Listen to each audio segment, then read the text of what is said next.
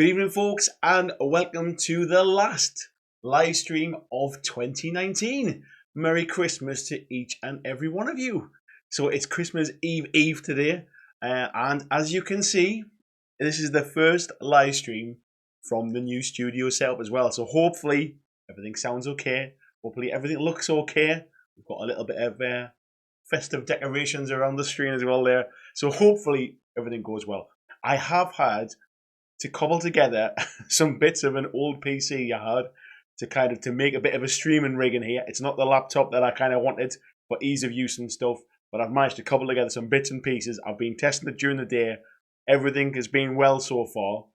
Fingers crossed. So if you see me keep glancing up there, that's where my screen is. That's why. That's my streaming screens up there, and I've got all my chat down here. So if there's any problems, please do let me know. If it's kind of stuttering and stuff, it's a bit of feedback for next time. But we're going to crack on anyway. So I hope everyone's well. I hope you've all had a fantastic weekend.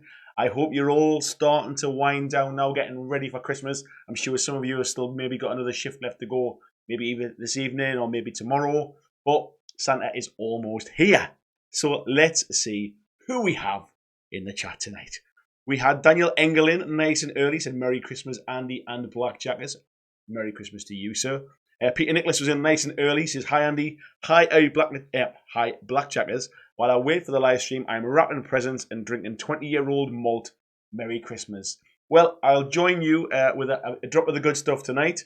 I've got a little bit of whiskey with me tonight, so Merry Christmas to you too, sir. Also, thank you very, very much, Peter.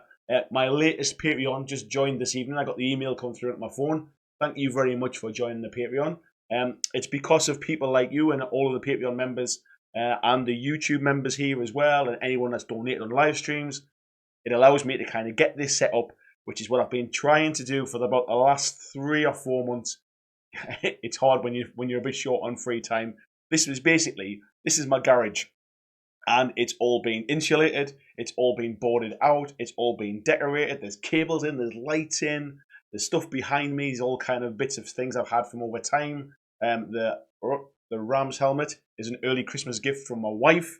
All these kind of things. So thank you, Peter, and thank you to every single one of you who supported me, not only this year, but in previous years as well. Even if you're not a Patreon supporter now, but you have been in the past, please do know it's massively appreciated. And it's because of you that this thing keeps going and growing from strength to strength.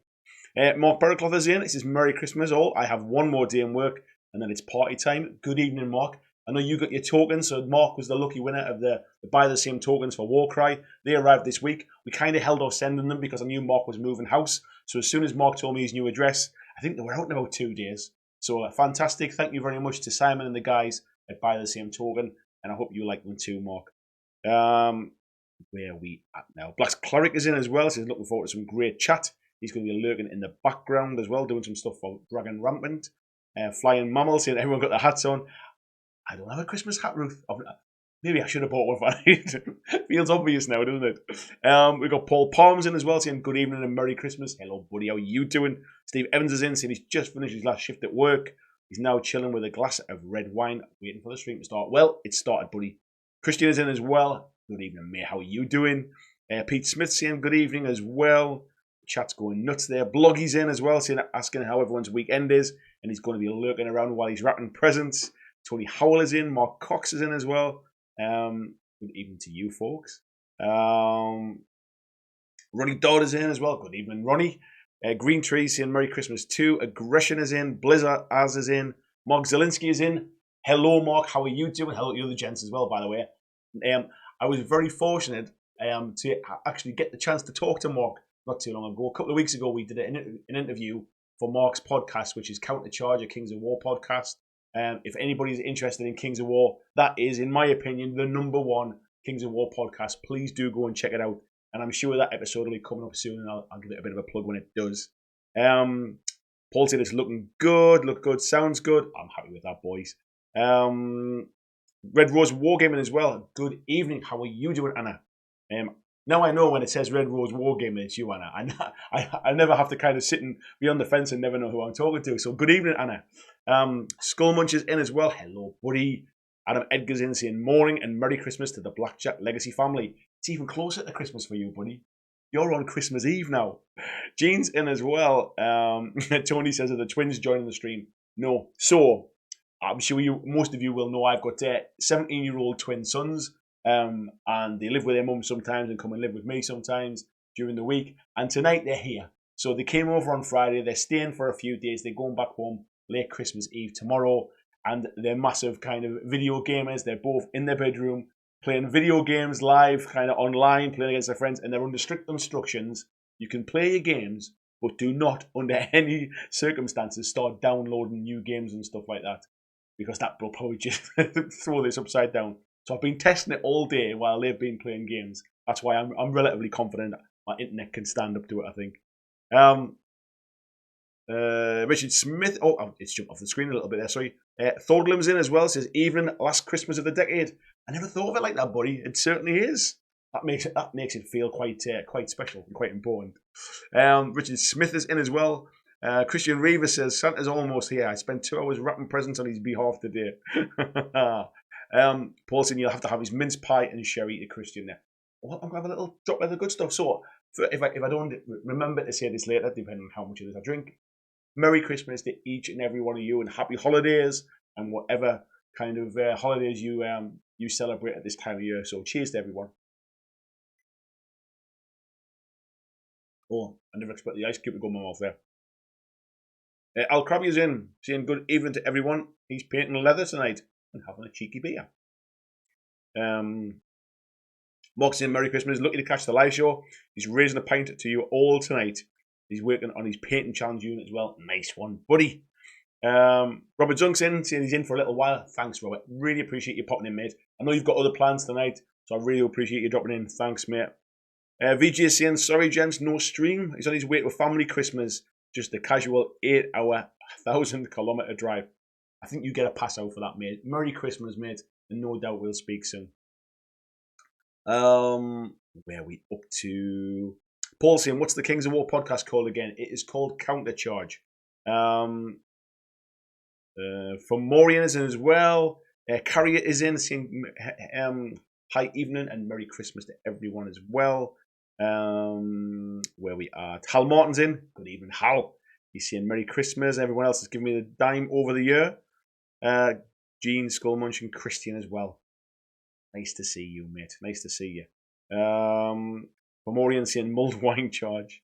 Paul McElroy's in as well, and Jason Biles is in, saying first time in the live chat, Merry Christmas all. Well, welcome, Jason. Nice to see you in. So the idea, make sure I don't. I've got a glass of water down there. I don't want to kick it over. The idea for tonight was really we've chatted about different things over time this year, and the live streams are they started off as a bit of a random ramble. Then when I think there was probably about 10 of us kind of chatting away, all the originals, the OGs, people like Skullmunch and people like Flying Mammal and Christian. All of those kind of folks who were around when I first did my live streams. And they kind of evolved from there a little bit. They started to become around a little bit. I would maybe do a little bit of a topic on a particular game, and we'd do a bit of chat about that.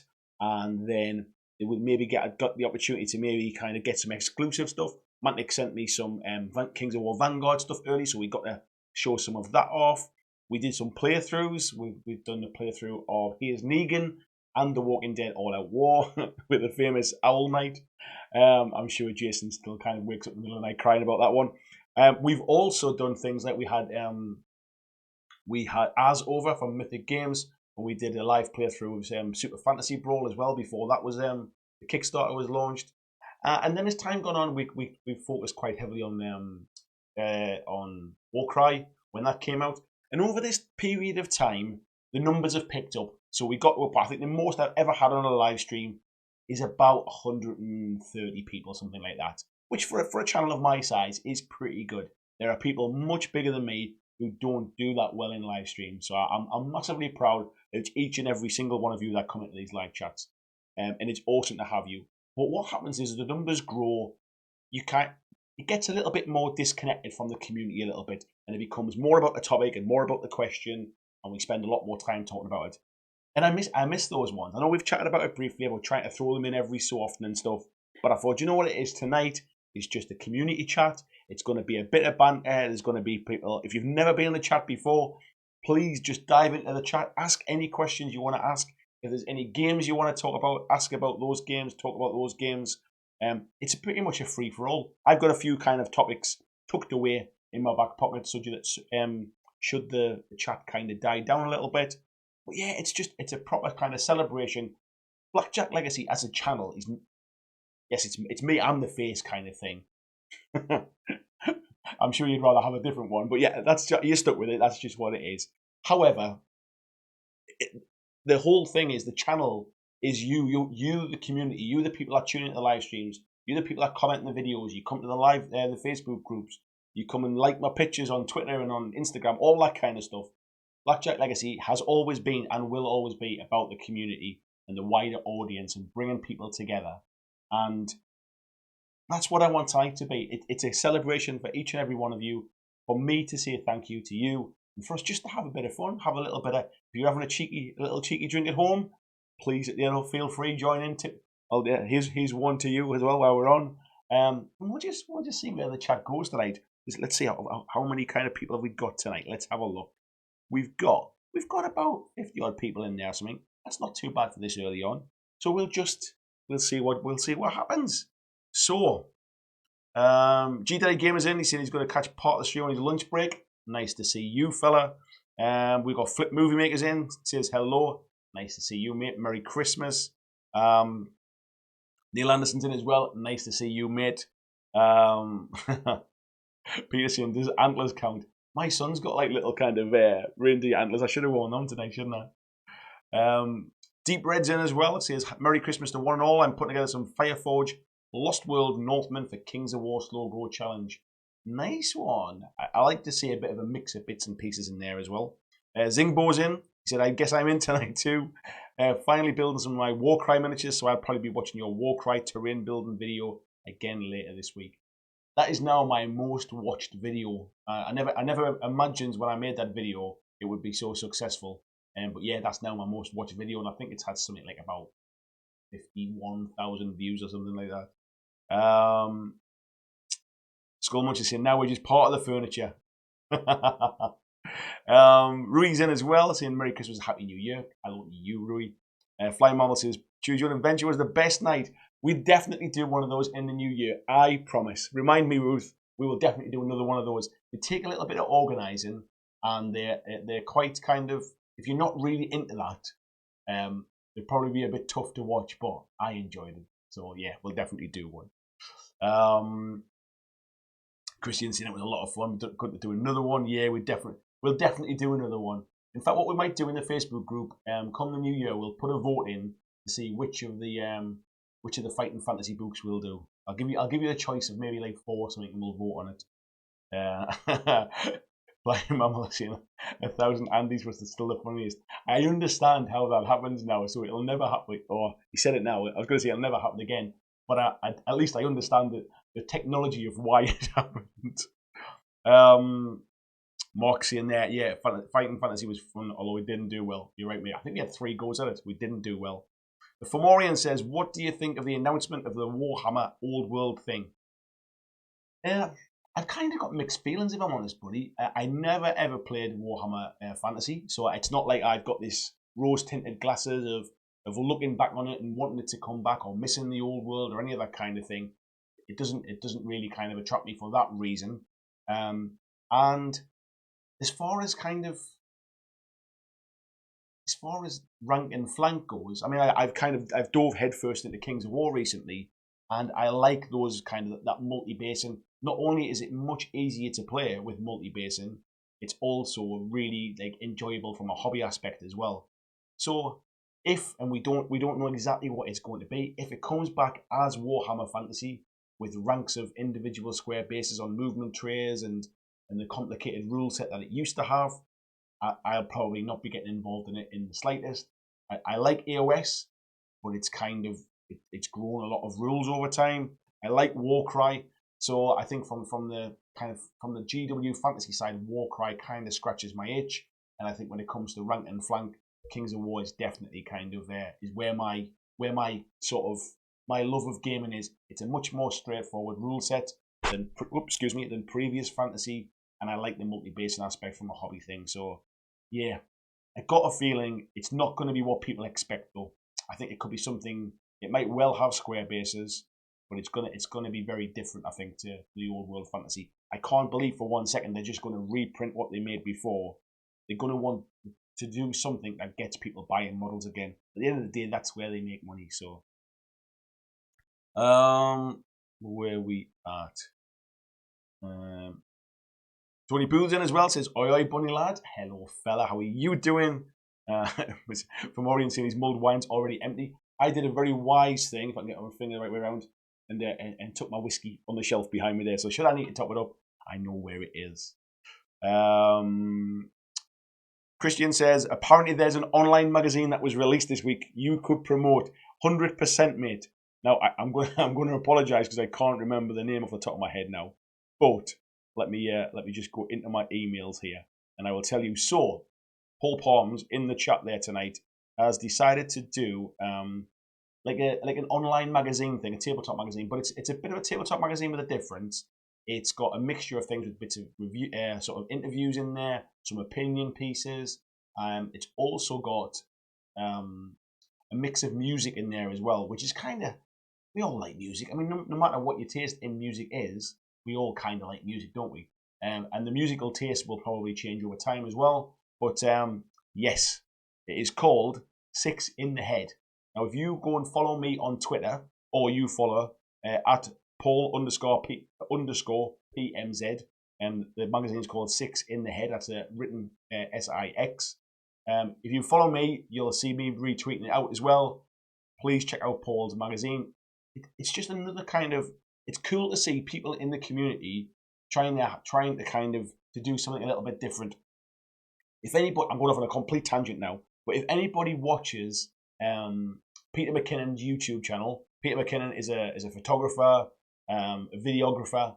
He's got about 4.5 million subscribers. You know what I mean? So he's kind of knows what he's doing. He made a video today, which was about the future of his channel. He's been getting a bit of flack recently about the amount of different stuff that he's had on there. Things like making documentaries. He has a hobby where he has like leathercraft stuff. He makes like wallets and bags and things. So he had a video on there a couple of weeks ago about making a wallet or making a bag. And he's been getting a bit of flack about, so where's all your kind of photography stuff? And he said, the channel's called Peter McKinnon. It's not called Peter McKinnon Photography. It's not called Peter McKinnon Makes Films. He said, I'm going to make the stuff that I love. And that's what I've always kind of wanted to do. And that's why I love to see other people doing exactly the same thing.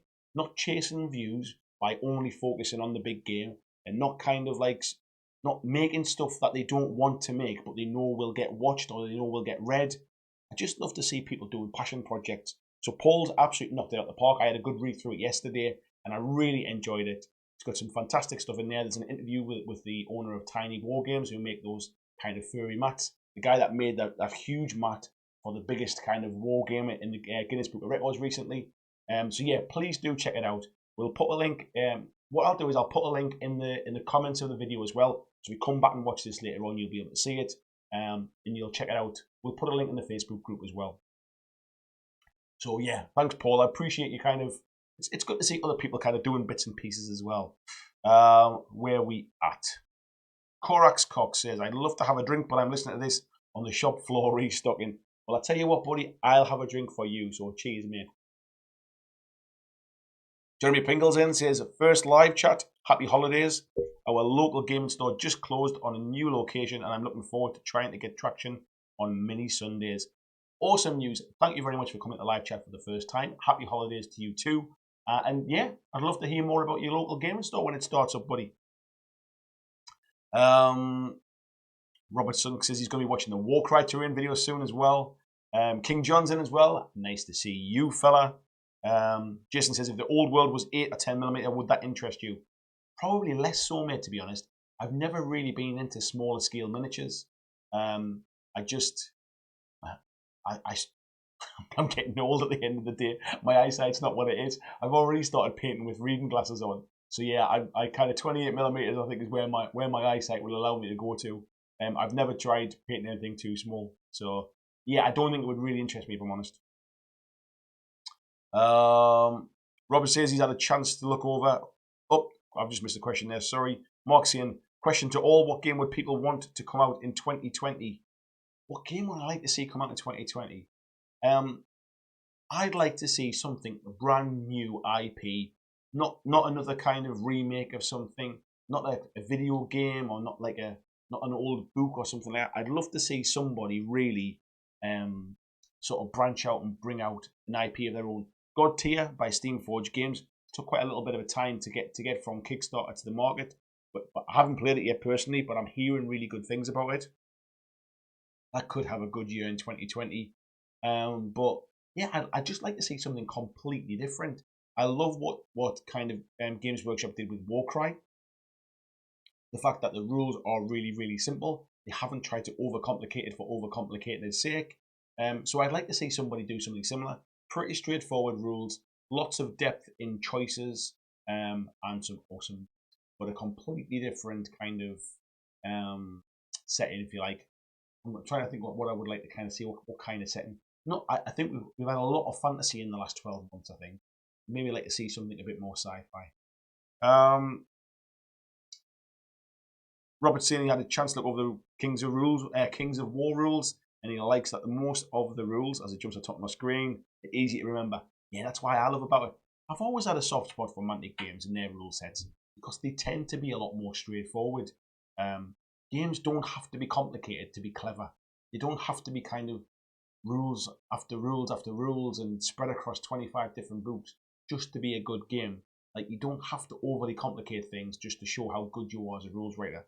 In fact, if you can condense that, I mean, look what Alessio Cavatori did with the original Kings of War rules. It was over like 8 pages or something.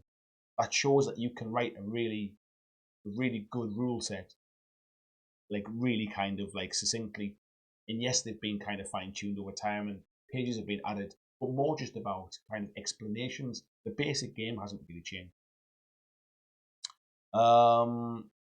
Where we are. It's Begins in says good evening to you fella. Christian saying grab yourself an awesome t-shirt. Thank you very much for shouting that out, mate. Ruby saying for the next Choose Your Own Adventure episode, I recommend Call of Cthulhu, Alone Against the Flames. I'm not familiar with that book, mate, but I will certainly check it out and put it in the running. Paul saying thanks. Not a problem at all, mate. Not a problem. Where we at? Oh, Christian has linked the magazine as well. Awesome, even better, mate. Thank you very much. Malkavian's in. Good evening, Michael. How are you doing, fella? Your Necromunda stuff is looking fantastic, buddy. Fomorian says passion and substance over style. Yeah, stay as you are and keep doing the stuff you want and love. I realised something recently, and it's took me 3 years to get to this point. But I have completely given up on getting bigger sort of subscriber numbers. My subscriber numbers are irrelevant. I don't care what my subscriber numbers anymore. I used to check them constantly, and it used to be important to me. And whilst it's still nice to kind of click over like another 500 or another 1,000, it's nice to kind of measure progress, if you like. They're irrelevant. I can have 1 million subscribers, but if only 100 people watch the video, kind of irrelevant, isn't it? I can have 100 subscribers, but if 1,000 people watch my video, then that's more important. I'm trying to turn this into my day job and interacting with the community, building community, talking to people like these live streams, all that kind of stuff, helping out new people into gaming, maybe doing some charity stuff in the future. All of that is way more rewarding than me just going and doing a Warhammer 40k video because I know there's a big audience for it. And it's took me a long time to get my head around that. It's been an evolution over time. And yeah, I'm in a nice place now with the channel stuff. I know that it's people like the Patreons that help me. It's people like the people that donate on the live stream. It's people who watch the videos and then help with kind of the ad revenue through that way. I'm more likely to be able to turn this into a business through that kind of stuff than I ever am chasing subscribers. Because all I'll do is I'll go off and I'll do one game that's popular. I'll get lots of subscribers, and then I'll go off and do another game that I'm interested in. And most of them other people will drift away. They'll all unsubscribe. They'll not watch the videos. I'd rather grow the channel with people like yourselves who like lots of different games the way I like lots of different games. And even if it's not a game you're interested in, you might be interested in what I think of it, or I'm interested in what you think of it and why you don't like it, for example. So yeah, that's what this channel will always be about. It's about community, and it's took me, like I say, it's took me a long time to realise that. So yes, nothing's changing from that respect. Where are we at? Jason saying agree on that eyesight thing. Old age, man, it's catching up with me. I'm 44 now, mate. I ain't getting any younger, that's for sure. For more saying about small scale, Kings of War in 15 mil will be amazing. Remember the good old times of War Master. That was well before my time, mate. I don't remember those ones. And Robert saying he paints with reading glasses. I didn't get into gaming seriously until I was I must have been in my 30s. So a lot, like, I don't remember Necromunda the first time around. I don't remember what's it called? What's the thing that everybody wanted to come back instead of Warcry? Yeah, you know the one I mean. The fantasy skirmish.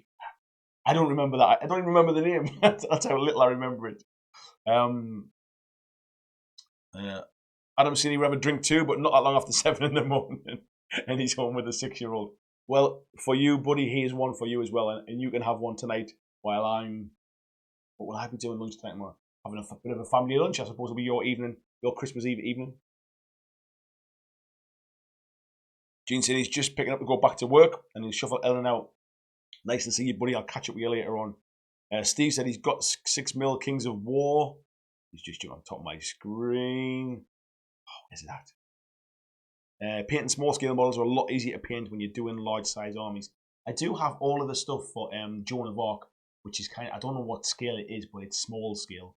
And I had wondered about maybe putting some of them out there. Could I do a scaled down version of Kings of War that was more portable and playable on a smaller area, if you like? So I had considered in my head about trying to do something like that and using Joan of Arc miniatures, because there are hundreds of them, to try and put together a couple of armies and something. So who knows, might be an interesting project in the future. Yeah, Peter says so you're testing it out for Santa. That's right, mate. I'm sure the 6-year-old won't matter if you see it. I'm just making sure that this malt's good enough for Santa. We don't want him to be upset, do we? Kirill's in as well. He said happy holidays and thanks for a great year in Legacy. Thank you, Kirill. It's people like you and the folks here that make it a great year. So thank you very much. Tony says he paints with an illuminated headset and 3 daylight lamps, and I can just about paint a 28mm model. Yeah, I need some good light as well. It's all of you young ones out there, and I don't know how many there you are. It will come to you too. So just don't be too kind of proud to start to use the tools available to you. That's what I'll say. Paul said he likes to look at the Judge Dredd game. Could well pick that up in 2020 for the minis. I've been keeping a sneaky eye on that, mate, even if it's just to pick them up and paint them at some point. I'm not sure what Warlord are going to do with it. The track record's not great from continuing these games that seem to come out. But yeah, just purely for the minis. I saw the other day that Judge Anderson minis on its way now as well. So yeah, I might pick some up to paint in the future, purely as a hobby project, not necessarily to paint. Pete saying he's bought his dad Black Seas from Warlord for Christmas. Try and get him into tabletop gaming or back into it. And Black Seas, for those who don't know, is the historical ship combat. Yeah, so it's kind of 1800 ships with a similar rule set to Cruel Seas, which was World War II, I think it was. Tony saying would love to see a Cthulhu by Gaslight, Penny Dreadful, steampunk type skirmish game, something Victorian era. Yeah, I think the closest you get to that is probably something like Malifaux, which has that kind of steampunk feel about it. I'm not really sure of much else that's in that region. Aggression is saying Old World's a complete unknown Warhammer role player to challenge the recent success of D&D. I don't think so. There's already a Warhammer RPG, and I think it's done by Cubicle 7, is it? And they kind of pushed this square base thing a bit too hard for it to be too much for the RPG, I think. They've also aligned it alongside Horus Heresy, which makes me think it might be more of a more of a Forge World type thing. So honestly, I can't even guess it what it is. But they've hyped people up, and people are expecting Warhammer Fantasy, and I think a lot of people are going to be a little bit upset by that. I'm seeing the official Santa whiskey tester. Yeah, Jason saying there it's a thing by Cubicle 7. Chats backwards and forwards there going on. Chats jump off the top of my screen. Ronnie Dodd saying isn't Malifaux Victorian style steampunk? Yeah, it kind of is, mate. That was one of the things that first got me into it. I remember painting up those the Rotten Bells and Colette Dubois and the Showgirls. It was minis I would never normally have painted. Sort of painting up like sort of Western Showgirls and stuff like that was just completely different. And I still got a soft spot for that game. I do keep meaning to go back and try out 3rd edition. And I know Ruth wasn't overly keen on 3rd edition, but I didn't play much in 2nd. I played a lot in 1st, dipped out when 2nd came around. So maybe it's time to dip my toe back in at some point. Everyone's screaming Mordheim at me. That's the one. That's the one. Mark saying 44, you're still a baby. I don't feel it, mate. I tell you that, I don't feel it. Tony saying it's a great rewrite. I believe they're working on a rewriting of the Enemy Within campaign. Straight over my head, that mate, but I'm glad you all know what it's talking about. Memorial said he's 37, but started way back with Warhammer 4th and the classic Necromunda stuff. Yeah, I think it was 40k. I think was at 5th edition. I think it was when I kind of first started painting models, and I think Fantasy must have been around, was it 6th or 7th?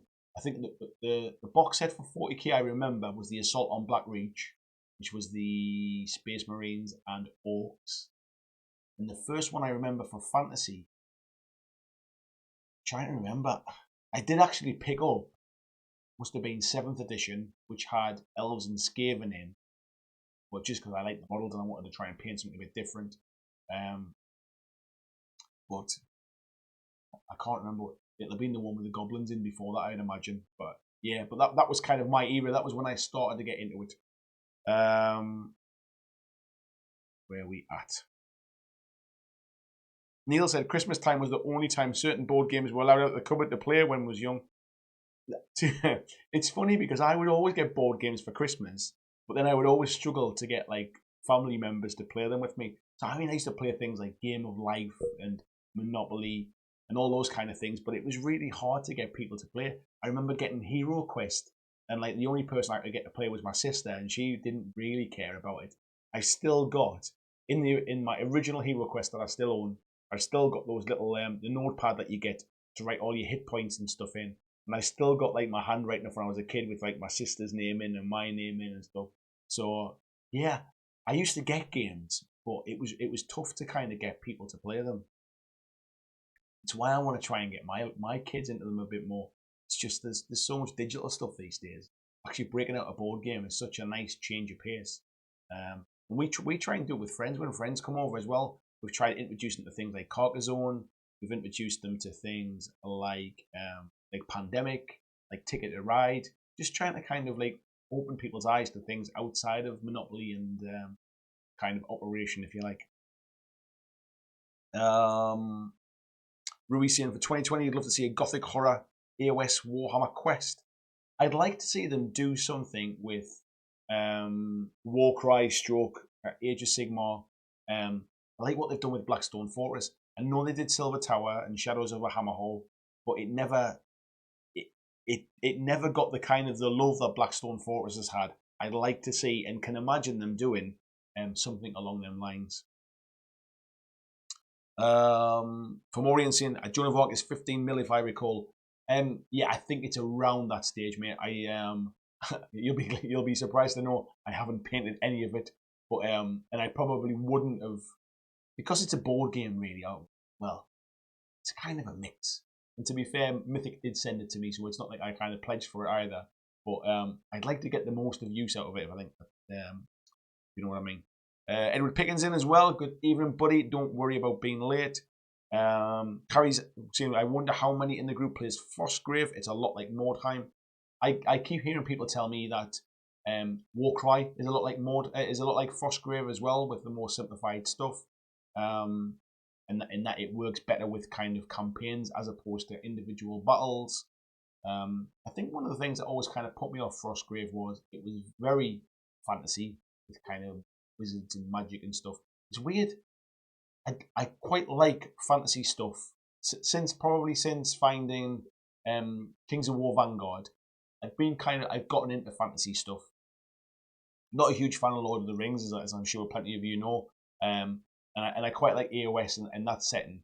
But the real kind of the magic side of it has never interested me. I tend to try and pick armies that don't have magic because I just that's not a bit that kind of interests me, kind of slinging spells across. So I think that's why Frostgrave is always kind of like I've just thought it's not really for me, but it doesn't mean it's a bad rule set or anything like that. Where we at? G Daddy saying I really got into wargaming hobby a couple of years ago. I'll be 59 next year. I use lots of light and a magnifier. That's how it is, buddy. That's how it is. Jim Sullivan's in as well. He says Merry Christmas to you and yours. Yep, I'll late the class again. See me afterwards, mate. Just jump at the top of the screen again. Where are we at?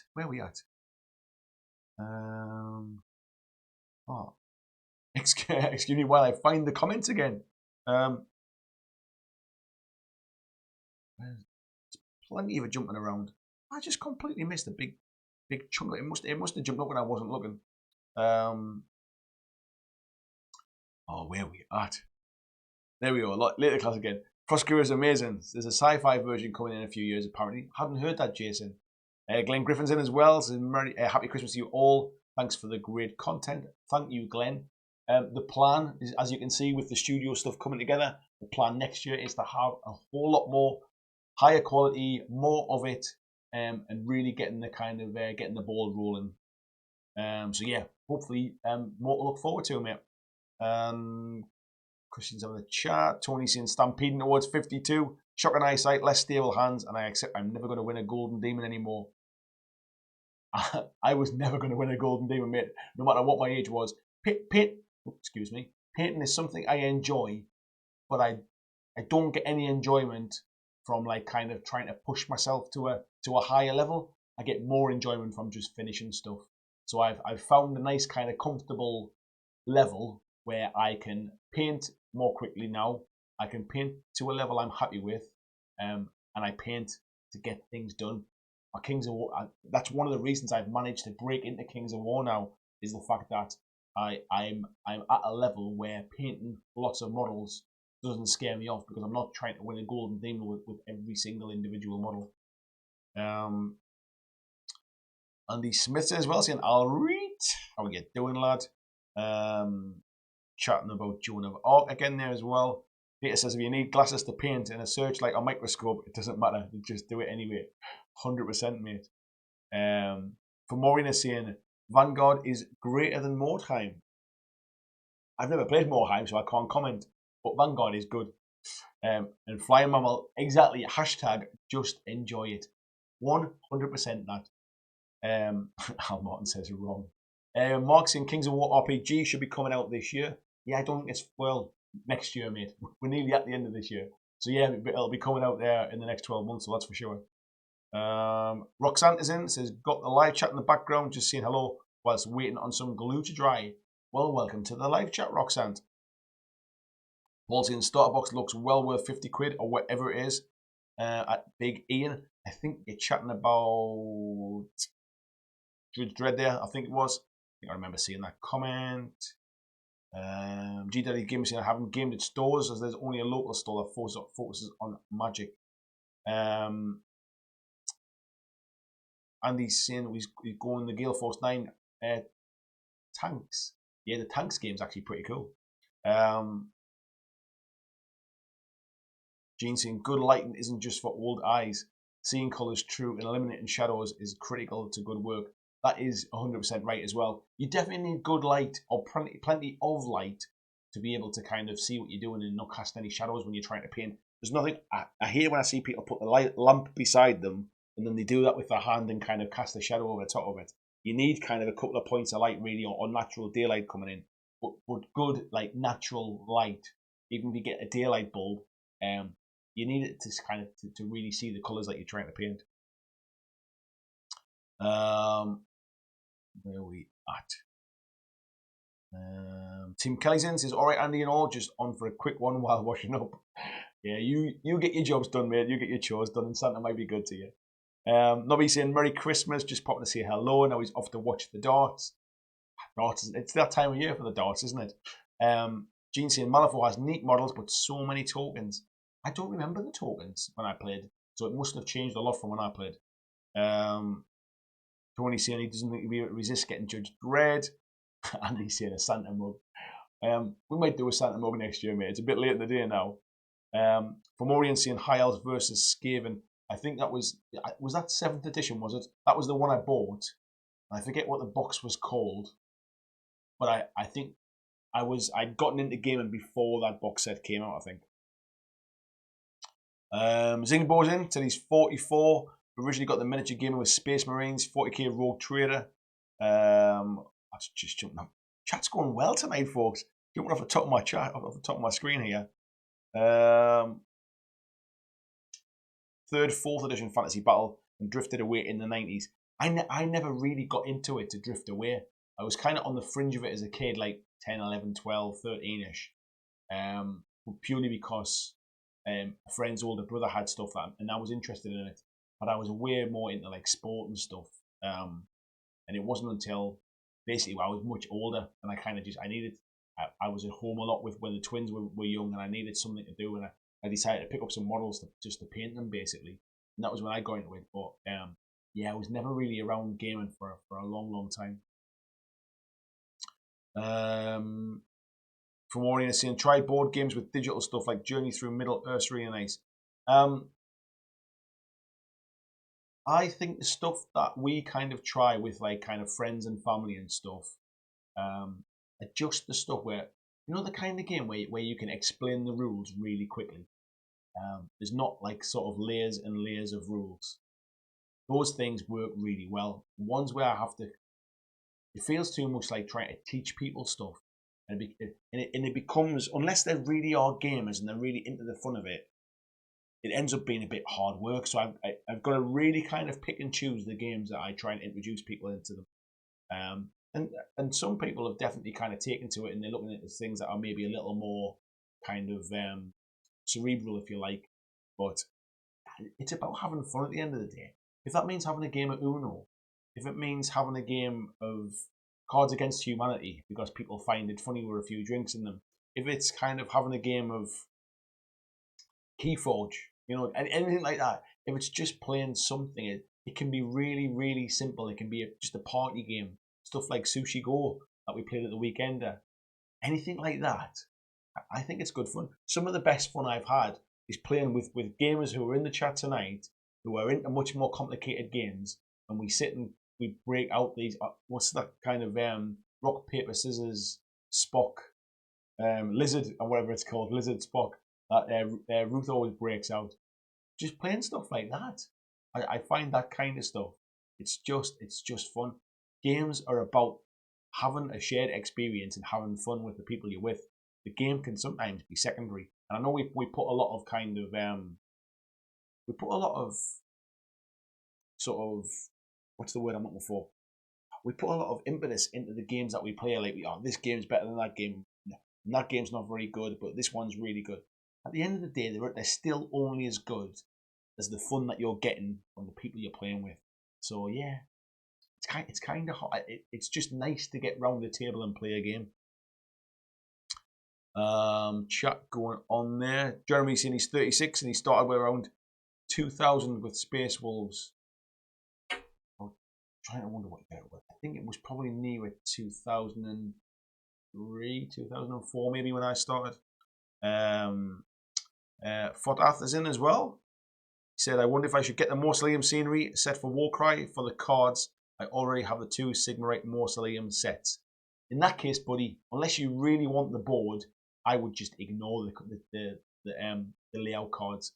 If you pick up the new what's it called, Tome of Champions, there's rules in there for kind of for rolling up your scenery sets, so you don't even have to use the cards anymore if you don't want to. And to be honest, the scenery set on its own is probably the worst of the different scenery sets, purely because there's no height in it. There's nothing to stand on. And this game really benefits from kind of sort of three-dimensional height. The scenery is beautiful, but it works really well when matched with another piece of scenery that has some height to it, in which case you might as well forget the cards anyway. So if that's the only reason for buying it, buddy, I really wouldn't bother. Paul saying, talk about eyesight. The IKEA tertial desk lamp that clamps to your desk with a good daylight bulb is great. Yeah, you can spend a fortune on a lamp, but at the end of the day, it's just a holder for a bulb, and the bulb's the important bit, really. Marcus Sunborn saying, I ended up doing a fixed board for Warcry, got all painted and done. Just need some flux and a frame, and it's all done. Nice one, buddy. Nice one. I hope to see some pictures of that one. Christian is sharing the link for the Patreon group. Thank you very much, Christian. Much, much appreciated. Steve's saying he's 15. He's played every edition of Warhammer Fantasy and early editions of 40k, but wouldn't want to go back to it now. It's funny, isn't it? If that's all that was around back then, you first of all, you don't get distracted by other new shiny stuff so easily because there wasn't that much other shiny stuff. There are too many games come out now. However, it does mean the good ones survive and the poorer ones disappear. However, there are some good ones that get overlooked, and that's a real shame.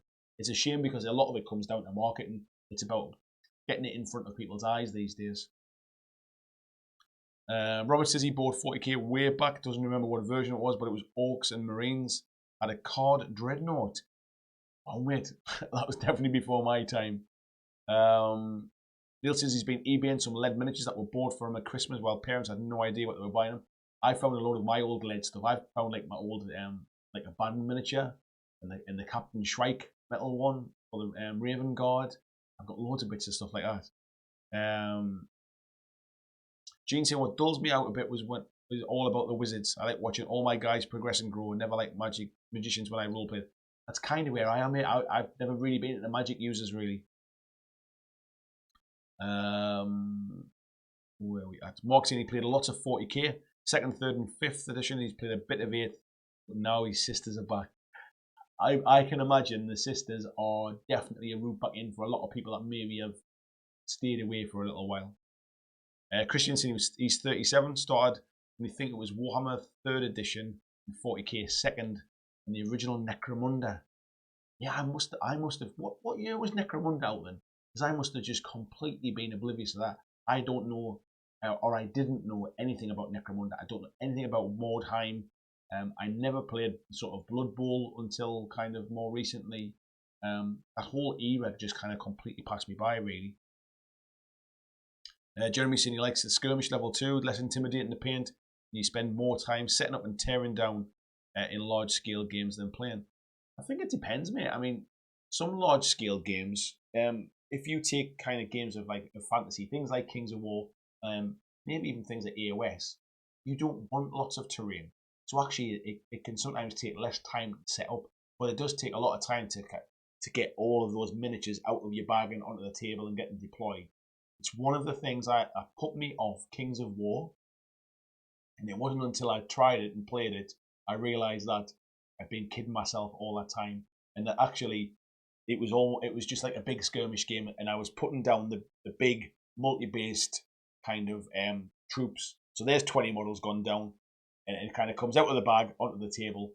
So I get what you're saying about skirmish games, but I think it depends upon the game. Like 40k, you can be, if you're running like orcs or what they're called, Tyranids or something like that, you can be pulling out hundreds of models and individually moving them across the board. This one moves 5 inches, 5 inches, 5 inches, and that to me is not fun. That's not a fun part of the game. Where are we at? Fly Mama says 34 and started with Hero Quest with her brother. Sorry, when little. You're never 34. I can't believe it for a second. Paul's asking what hobby stuff are people getting from Santa. I don't think I'm getting any hobby stuff. I've not asked for anything. There's nothing I really kind of wanted at the time. And I don't think people kind of feel like they can buy me stuff. without me knowing about it because I got that much stuff already that they never know whether they're just double buying something. So I would imagine mine will be non-hobby related. I've still got some money from my birthday that my sister gave me that I've kind of put to one side and I'm going to use that for hobby purchases. I'll probably use it to fresh out my dwarves for Kings of War a bit, I think. But yeah, I'm getting my head turned by Star Wars Legion again. We'll come on to that in a little bit. But yeah, I went to see the latest Star Wars film at the weekend with my boys. And I mean, you know, I'm a Star Wars fan. You might be able to see some bits and pieces behind me. There's a at on the shelf there. If I move that way, I don't know what you can see, but there's that way. My Darth Vader mask's there, and I've got a lightsaber on there and an X-wing. I love Star Wars. It's always been my kind of like Lord of the Rings is not my thing. Star Wars is my thing. Um, and I painted all of that Legion core set, and I've played a few games of it, and I do quite like it. But I was disappointed with the releases that were coming out, so I kind of ended up drifting away and doing other stuff. But there's enough stuff out now, and I'm getting that Star Wars Legion itch again. I fancy just buying a couple of bits and pieces just to paint, like even the Dewback Riders or the Tauntauns or something like that. And there's a lot more vehicles in the game now. And then we've also got the Clone Wars era in with General Grievous and Obi-Wan, all that kind of stuff. Dooku. Yeah, I'm getting tempted. Where are we at? 2010, it's reassuring to know we have a solid older person demographic. And it's nice to... Why is the chat going so fast tonight? Where is it at? Oh. I'm looking for older demographic. It was there somewhere. Older demographic. Where were we? Oh. Where's it gone? Yes, there we are. Reassuring to know we have a solid older person demographic. Nice to see we have younger people still join the hobby. My stats for this channel, basically, there's nobody under 18 watches the channel, but I think majority are kind of early 30s to mid 50s. That's kind of my demographic. I guess around my age, really, kind of like either side of my age. So I think that's core nerd these days, I think, but there's definitely still a lot of younger people coming through. Pete says he's asked for Santa for a Helldrake, but it doesn't shoot down the sleigh. You never know, mate. Helldrake, eh? What a nice choice that is. Paul said he likes variety, so I wouldn't want to paint one huge army. I'd probably get bored. Although I do fancy to start collecting Orcs box. I think it depends on a couple of things. One is how much you love the models, and one is how much you love the game. If you love the game, I think you will find yourself motivated to paint like a lot more of the stuff. I've tried to get into 40k a number of times, and I've tried to get like Space Marines because I think, oh, they're going to be easier to paint, and they are easier to paint. But by God, they're dull to paint as well. Just keep painting that same red armor or that black armor or the blue armor. They're dull to paint. So yeah, that's one of the reasons, kind of, and I've never really played the game to fall in love with it. I've mentioned Kings of War again. I've tried before, couldn't get into it. From a painting perspective, had a demo of the game, absolutely hooked. I'm blasting through my dwarfs now, and I'm enjoying painting them, knowing I'm going to get into the table and play the game. So I think you've got to be invested in the playing of the game to motivate you. You've also got to want to like to paint those models as well. Marcus is saying, I have a chat there with Paul. Marcus saying, need to find a happy painting level. His painting's gotten worse over the years, along with his eyesight. My painting got worse as well, mate. Back in the day when I was painting Malifaux stuff, because I was only painting like maybe 8 or 9 models, and there was no 2 models the same. I used to paint them to quite a good standard, and I'll have to get some shots of them up on the Facebook group at some point. But I was pretty proud of them, if I'm honest. And if I look, like if I go back maybe a year ago, my level was poor compared to where that was. I feel like my painting level has improved now. Not back to where it was, but I am way faster and I get way more done than I ever did before. And I think I found my happy place, if you like. G Daddy saying, I think GW needs to do a senior discount. I don't think they need to do a senior discount. The seniors are the ones keeping them in business, I think. They're the only ones with enough money to keep buying the stuff. Aggression saying 49, Necromunda was his first big buy into the hobby. He's been role playing for 33 years. Wow, buddy, that's quite some time role playing, isn't it? Mark says my favourite colour is dun. Could not agree more with you, mate. Where we at?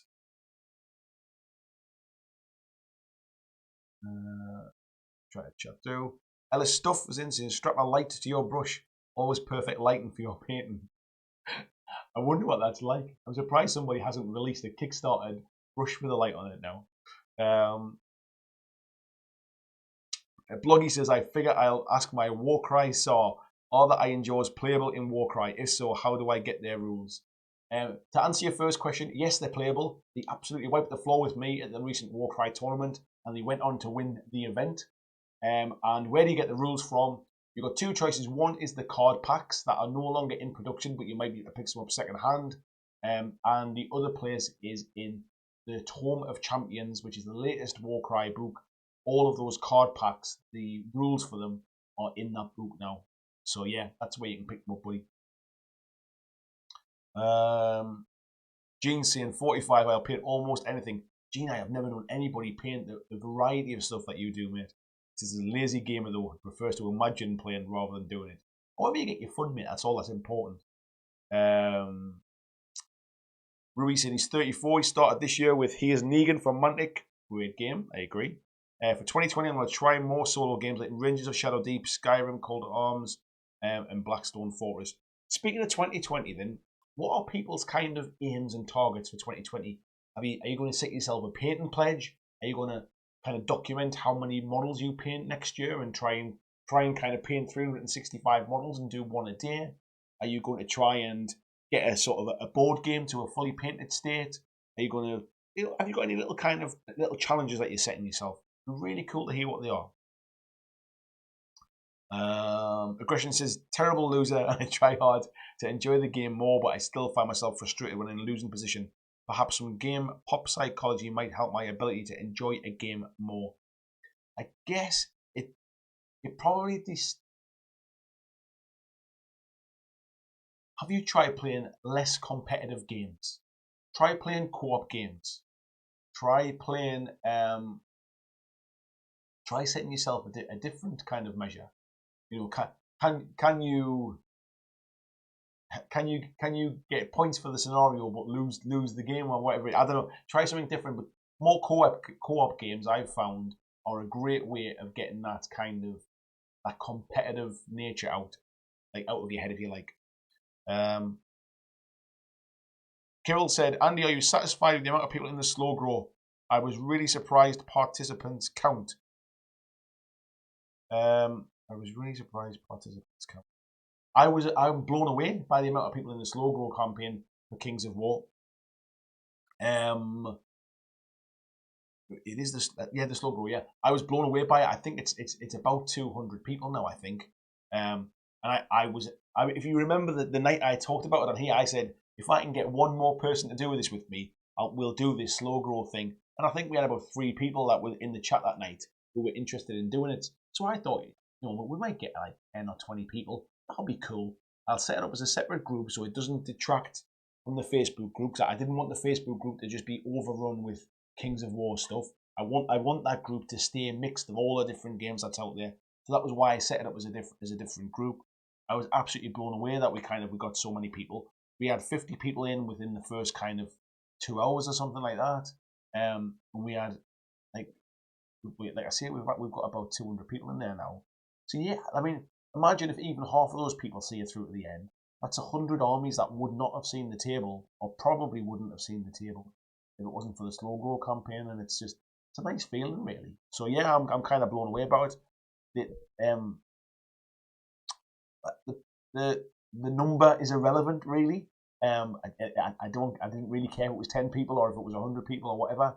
So it's not like I'm not making any money out of it, if you like. It's not growing my YouTube channel. It was more about just motivating people to get stuff done. And again, as I mentioned before, it's about community. That's what I'm trying to kind of do, really. Where we are, Paul said his mum ordered that articulate game for herself, but they sent her the kids one. It's probably just as fun. It's probably even better because it'll be less complicated. Skullmunch there saying, yeah, that was an awesome evening. Eating pizza at the weekend, having a super quiz, and then breaking out the silly card games. I love those moments. I loved it when we all met up. So there's been a few of those things this year. So we all met up at UK Games Expo, and we sat in that hall and played after we did the meetup and stuff. We played some bits and pieces there. What was the game we played? It was Hive, wasn't it? I remember playing. I really enjoyed Hive. That was good as well. But it was cool to kind of just sit down and hang out. I remember us playing at the first weekender as well, and just kind of hanging out and playing bits and pieces. Playing Mind with Tony, really enjoyed that as well.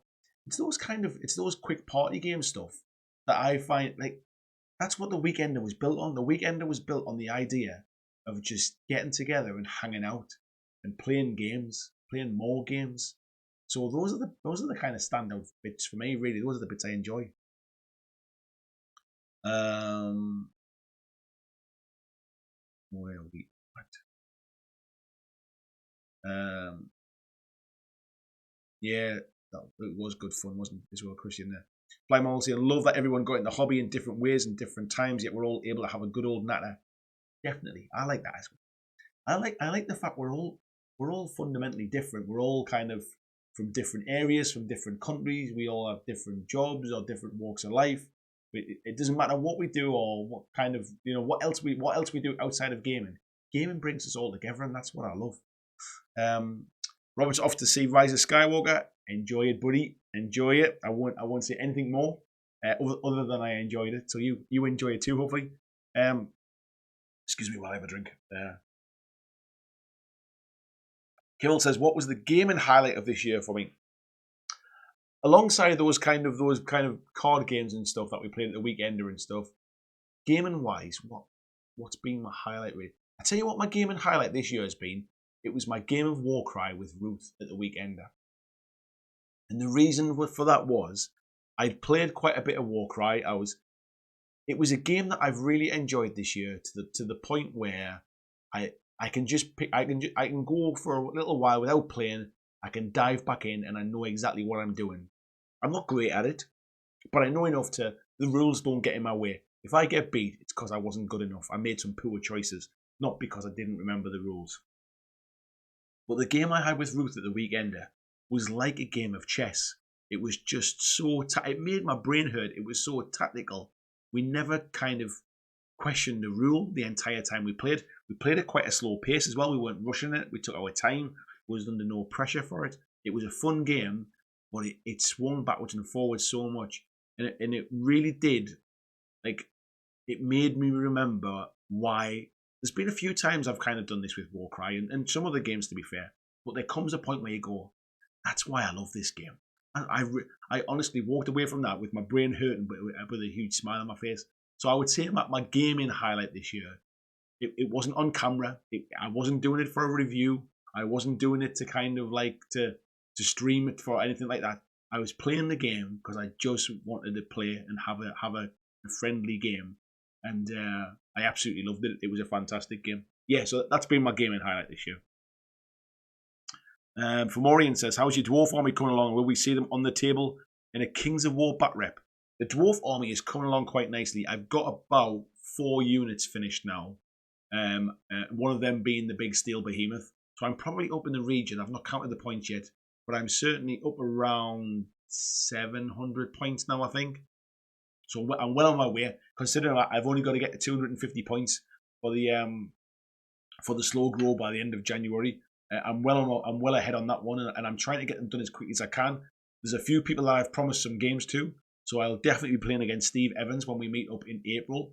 I've also spoken to both Rob Berman and Martin Thurwell from Mantic. I'm going to be having a game with them at some point in the future as well. So yeah, I'm really kind of enjoying painting them up at the minute. Bat reps, I'm not sure. I don't think I've really I'm not really a bat rep channel.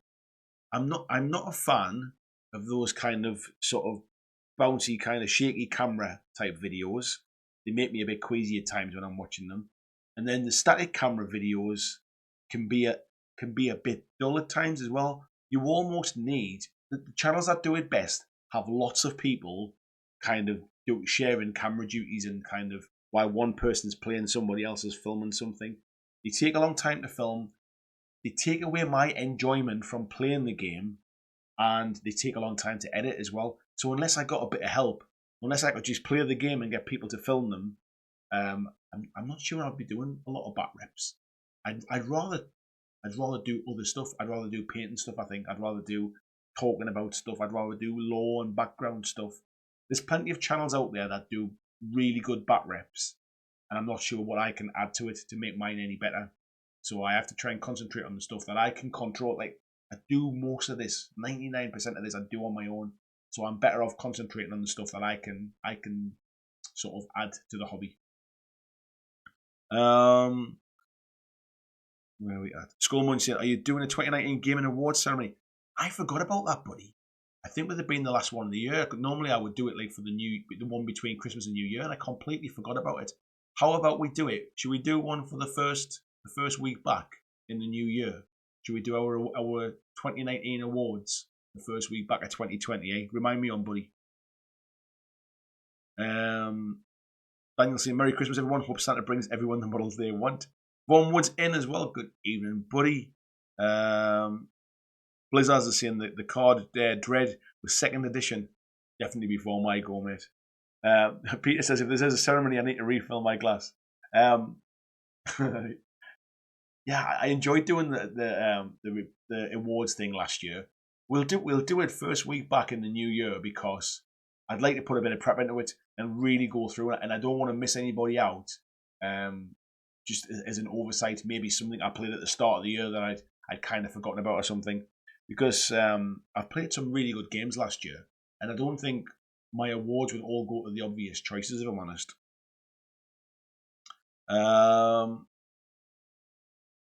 Where are we at? Paul saying, "I think you're up for worst puns of the year."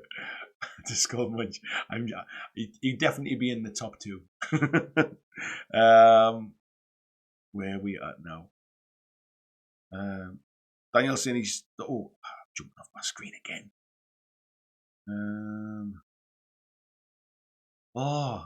There's a lot. I'm glad I didn't have any topics to tonight, because the chat is really cool, and it's really, I'm trying to catch up with it now. It's jumping around all over. Where are we at? I've really got to scroll back now. There's so much chat coming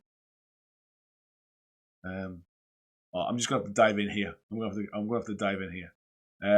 Marcus is saying, "People mention Hero Quest. I urge everyone to watch the Bard's YouTube video. That is one of the best videos, 100%. Von Wood saying he started in 40k 2nd edition, and Necro from 95. Back then was a real GW gamer. I think a lot of people were back then, because there wasn't really a lot of other choice, was there, to be fair? Where are we at? Von Wood says, "I think Hero Quest was the starting point." It was a starting point for me, but it didn't kickstart my love of the hobby then. It took me a long time to... It was almost me looking back on enjoying that as I got older. That got me back into it again, but it was definitely what kickstarted for me. Glenn's in as well there with his whiskey glass. Good evening, Glenn. Tony seen he got in the whole minis thing, playing Advanced Dungeons and Dragons. Still love the idea of individual hero development over time. I think where I'm at now is I love the idea of those missions and kind of campaigns, but I don't game often enough with a stable group. And I don't mean my friends are unstable. I mean I don't play with the same person all the time. As much as I love that, it's very difficult for me to manage. Big Ian says, "I wasn't expecting anything hobby related for Christmas, but there's a big box under the tree with my name on it." Well then, mate, let's find. I can't wait to find out what it is. Jeremy said, "I always find it funny when Magic players argue the expense of miniature games. When I dabbled in Magic and tried to stay relevant in Standard, that was quite expensive. The most expensive thing I have ever played was Star Wars Destiny, which is essentially a card game like Magic. It's a card game with dice as well. It's a fantastic game, but my God, did I spend some money on that in such a short space of time. I loved it. I really enjoyed playing it. I played in a couple of tournaments. I won one tournament. I came second in the other tournament. It's pretty good at the game. Just couldn't keep up from the expense. I just couldn't afford to stay competitive. It was unbelievable amounts of money.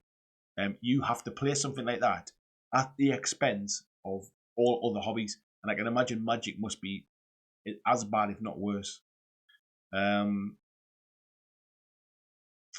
are we at? Paul says, I'm 39. If I kept my original Star Wars toys, I'd probably be a millionaire. I gave all mine away, mate. I had loads and I gave them away. Can't believe that now. I gave them away to the younger brother of a girl I was seeing at the time. Obviously, it never lasted. But yeah, I gave them all away to my younger brother. My God, do I regret that now? On many levels. Carrie saying, he requested the first game I got him into miniature gaming. Love Star Wars Legion. The new Star Wars skirmish rules are great. I've been watching quite a few back reps of that, actually, just trying to kind of get my head back into that space. And I love Star Wars. It's kind of, with The Mandalorian being back on, being on TV, the new film coming out. Honestly, I sat and watched the new Star Wars movie. I'm not giving a review and no spoilers here.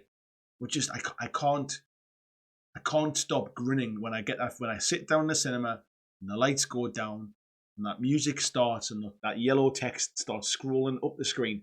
I can't help but smile. I watched Last Jedi the other day just to kind of like bring myself back up to speed, ready to watch Rise of Skywalker. I watched Solo the other night as well because I tried to watch it previously and I was really tired and I turned it off halfway through. I went and watched Solo the other night as well. Again, I enjoyed it as well. I'm not one of these that's kind of sort of like as if it's kind of it's breaking my childhood. It's ruining all my happy memories of Star Wars. Star Wars for me has always just been kind of it's a popcorn movie. It's not my life. It's not my religion, if you like. But I do love it. It's my favorite kind of franchise, if you like. So I've enjoyed it all. Could some bits be better? Of course they could. Are there some plot holes in films? Yes, they are. But do I always leave with a big smile on my face? 100% I do. Where are we at? Paul says, remember one Christmas waking up and unwrapping the Millennium Falcon. Great times. Yeah, I did the same, man. Oh, I had Slave One as well with Boba Fett. Oh, I remember having there was a toy.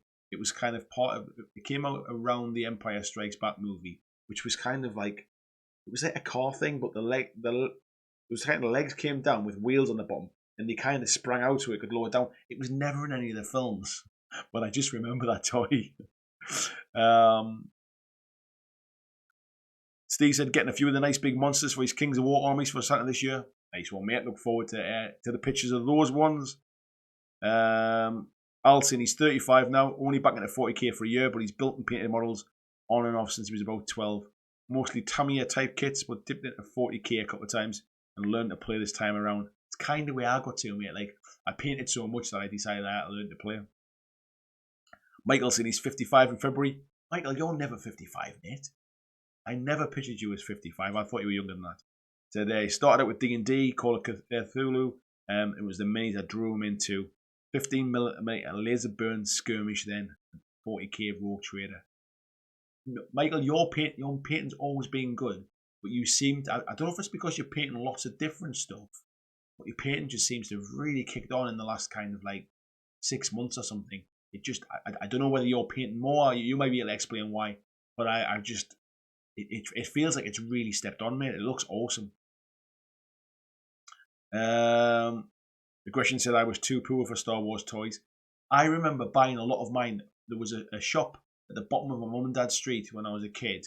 It was called Mini Mart, and it was basically kind of like, it was like one of these shops that sold a load of like discontinued stuff, like end of line food and end of line stuff. And they had like a massive big like a big plastic bin full of Star Wars toys, and they were 50p a model. And I remember going down with my pocket money and kind of like and picking a new toy, and I had the backs of the cards, and I would kind of like tick off the ones I had.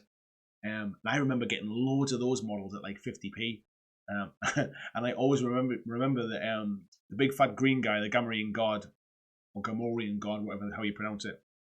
There was always loads and loads of them in that bin, and there was always loads of Jawas as well. Because I think people didn't think they were getting their 50p worth for like half a model. Oh God, yeah. Adam's saying he requested 12, started Fantasy Battle Dwarves and 40k Space Wolves and Sisters at 15. 40k was second edition. Necromunda came out, was going to start, but his group were playing more time. It's amazing how many kind of people were really into it with their groups. I think one of the reasons I never really got into it is there just wasn't like, there wasn't a scene for it in my school. My friends weren't into that kind of stuff. We played football. That was kind of what it was, really. Where are we at? Adam said he stopped playing in the early 20s, but did play the RPG for a few years, and then he picked it up again with Kill Team. Good choice, mate. I'm probably well behind on these chats. Jeremy's off to work, said catch you later. Happy holidays to you too, Jeremy. Thanks for dropping in. Where are we at? Chat going backwards and forwards. Tony said, has anybody been watching The Witcher? Not watched it yet, mate, but I do intend to. I've not played the games or read the books actually, but I do kind of appreciate that it's getting some really good reviews and it's something people have been looking forward to. So, Flymal said a hashtag paint your ends project is 2020 and actually do the BlackJack painting challenge as much as possible. Nice one. I tell you what, Ruth, I will give you a separate challenge. I want you to complete at least, let's say, 8 of the 12 challenges next year. Let's see if you can, I won't say all 12. Let's see if you can do 8 out of 12 challenges next year and we'll tick them off. Right, where else we are? Gene's been doing some self-challenges every year for a few years. Screwed over his blog hard this year, but it's been a prolific year all the same. Good to have goals and stay motivated, but not rigid. That's exactly what I was kind of been aiming at with these painting challenges, really, and the slow grow. It's about motivating people, but it's not about punishing people for missing it. If you miss a month, don't worry. It's not a reason to give up. Just start again. Start again the next month and get back into it. So it takes you a month longer to paint an entire army, or you might catch up one month. You might have some time off work and you decide you want to paint a bit extra. Just, it's not about punishing people. It's about gentle motivation all the way through the year. There we are. Tony's saying 2020 objectives are to try and get some of these War Machine armies and Kill Teams armies painted. What have you got for War Machine, mate? I used to play a bit of War Machine back in the day. Adam said he's going to try and knock out at least a character or a squad a month. Too much time kit bashing and assembling minis. Yeah, I'm not a big kit basher. That's not, building models has always been the bit I enjoy the least, actually. Marcus has said he's got one goal, and that's to get a Titanic table built. Nice, mate. I look forward to seeing that come together.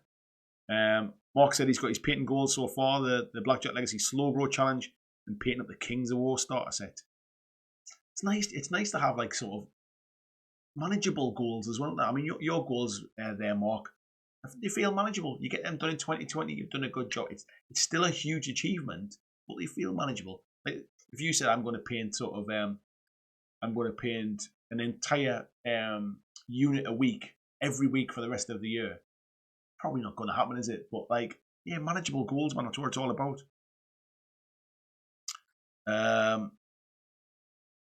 Where we are. Jason said he track games played this year and did a painted models challenge. Not sure what to push yourself with next year. Keep doing both, I guess. Looking forward massively to Elder Scrolls. Yeah, I think from what I remember hearing, I think the new Elder Scrolls game is very much based around Fallout mechanics, I think. Skullmunch, not sure what his plans are for next year. He doesn't have 2020 vision.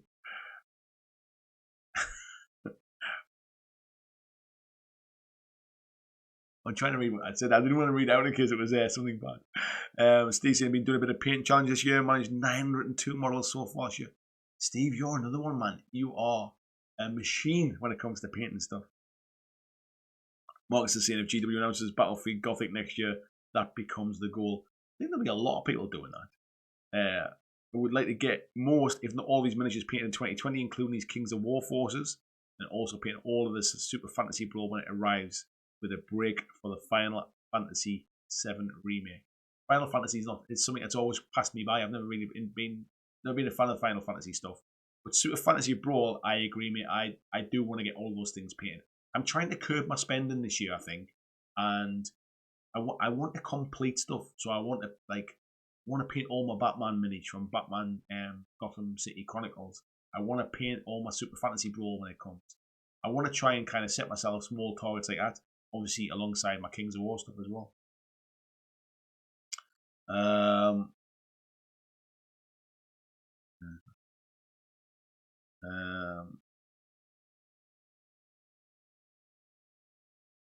Marcus is saying CP 2077 CP Cyberpunk. I couldn't remember the name. Going to ruin any hobby progress for a few months. Video games do kill hobby progress without a shadow of a doubt. Paul says, what sort of cheese boards everyone got planned for this year? I do like a bit of cranberry cheese, which is pretty damn awesome. Chat backwards and forwards there. Edward saying, what's everyone looking forward to in the new year? I'm looking forward to really cracking on with this channel. So I've had 3 years of it, as I keep talking, and I've got a lot of plans for next year. I've never really planned ahead when it's been this channel because it's always been, I've always had a limited amount of time to do stuff, so I never like to plan too far ahead with things. But this year is very different. This will be the year that I go full time doing this, and I'm not sure when it's going to happen yet, but it is going to happen. It is 100% going to happen next year. Next year. So I'm looking forward to putting plans in place. I've been doing a lot of planning, been setting some things up in the background, getting this stuff done, so I've got somewhere I can just kind of come and film and then move away from it, so I'm not constantly moving cameras and setting up lights and breaking down lights and that kind of stuff. Getting this all insulated and stuff has been a huge thing. Last time I tried to use the garage as a studio, it was just too cold. So getting this all insulated has made a huge difference. I mean, it's absolutely freezing outside, and yes, I've got a hoodie on, but like, I'm not sitting here with a scarf on and a woolly hat, if you like. So yeah, that's made a big difference. So yeah, that's what I'm looking forward to this year. And with more content will mean covering more games. So yeah, it's going to be a fun year. Things like Star Wars Legion, things like Marvel Crisis Protocol, games that's kind of on my horizon. Things, obviously, Super Fantasy Brawl coming along. I've got kind of one eye on Wild West Exodus as well and Dystopian Wars. There's things like that I just kind of, I'm really kind of tempted to just kind of dip my toe in and look at. So the channel it's going to be a mishmash of stuff over the year, but I'm sure the people that are in the chat tonight, and especially the ones that I know relatively well, I know your hobby is the same, and that's why you're here. We can't be the only people, and that's why the community keeps kind of getting bigger and bright and wider, and more people get involved in it, because there's some people who just like to play lots of different things. So yeah, that's what I'm looking forward to. Deep Red is saying, how do I find the Slow Grow Facebook group? Oh, Christine has just linked it. That's how you find it, buddy. Mark's saying, now flip the coin. What was your worst game played this year? And I admit, I don't think I have one, although I didn't play it, Batman as much as I thought I would. What was my worst game this year? It's quite a harsh one, isn't it? Which if we're talking miniatures games, which one did I enjoy the least? Oh, I wonder what I've played that I never really went back to and played again. I'm not sure, man. Which one did I enjoy the least? I'd have to give that some thought, mate. I'm not sure I can put my finger on it at the minute. I don't even know what I played that I kind of just dipped into and dipped straight out of again. Because everything I've played I've enjoyed to different kind of sort of extremes, but I think I've enjoyed everything to some degree.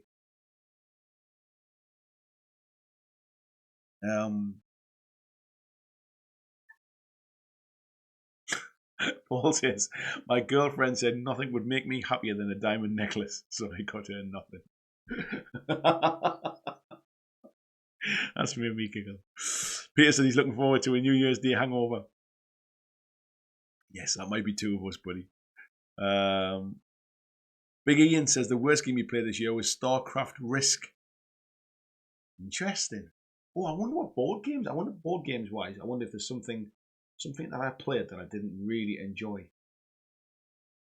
trying to think. I'll need to kind of mull on that one. I think it doesn't kind of stick out. It doesn't kind of come straight off the top of my head anyway. Steve's saying the Orcs are going to crush the Stunties. God, am I that far behind the chat? What time is it? Oh, I'm like 20 minutes behind the chat or something, I think. Where we are now. I'm gonna have to dip ahead a bit, I think. I'm just going to dive into a few of these. Big Ian saying I think I'm too young for Star. Have I missed anybody's questions? No, I've not missed any questions. That's all right. Big Ian was saying something about he's too young. What was that? I think I'm a bit too young for Star Wars to be very special to me, and too old for the prequels. The new ones don't do much for me. I think the new ones. What can I say about the new ones? I'd probably say, in isolation, they're probably not going to drag you in. If you've never watched Star Wars before, if you've never had a kind of passing interest in Star Wars, the new ones probably wouldn't drag you into the world and the universe. However, as somebody that grew up with Star Wars, I remember going to the cinema to see Empire Strikes Back. I remember going to see. Oh, did I see? No, I can't remember if I saw it at the cinema. I definitely saw Return of the Jedi at the cinema. But yeah, as somebody kind of grew up with Star Wars and Star Wars toys, and then having that huge gap between having nothing and then having the prequels. Even the prequels, I don't find them that bad. I mean, some of the special effects were a million miles away from from anything else at the time. Like some of the stuff in the Clone Wars, there's so much of that movie that is 100% sort of CGI, but it still looks relatively real. Like as an example, all of the clone troopers, there is not one real helmet in any of them clone troopers. Every single one of those was digitally kind of put in there. So the special effects were well ahead of their time. They might not have held up too well because special effects have really moved on. But yeah, there was some good parts to those films. I thought Hayden Christensen was awful, and that didn't help. He was an awful actor. But that aside, there's some good moments in.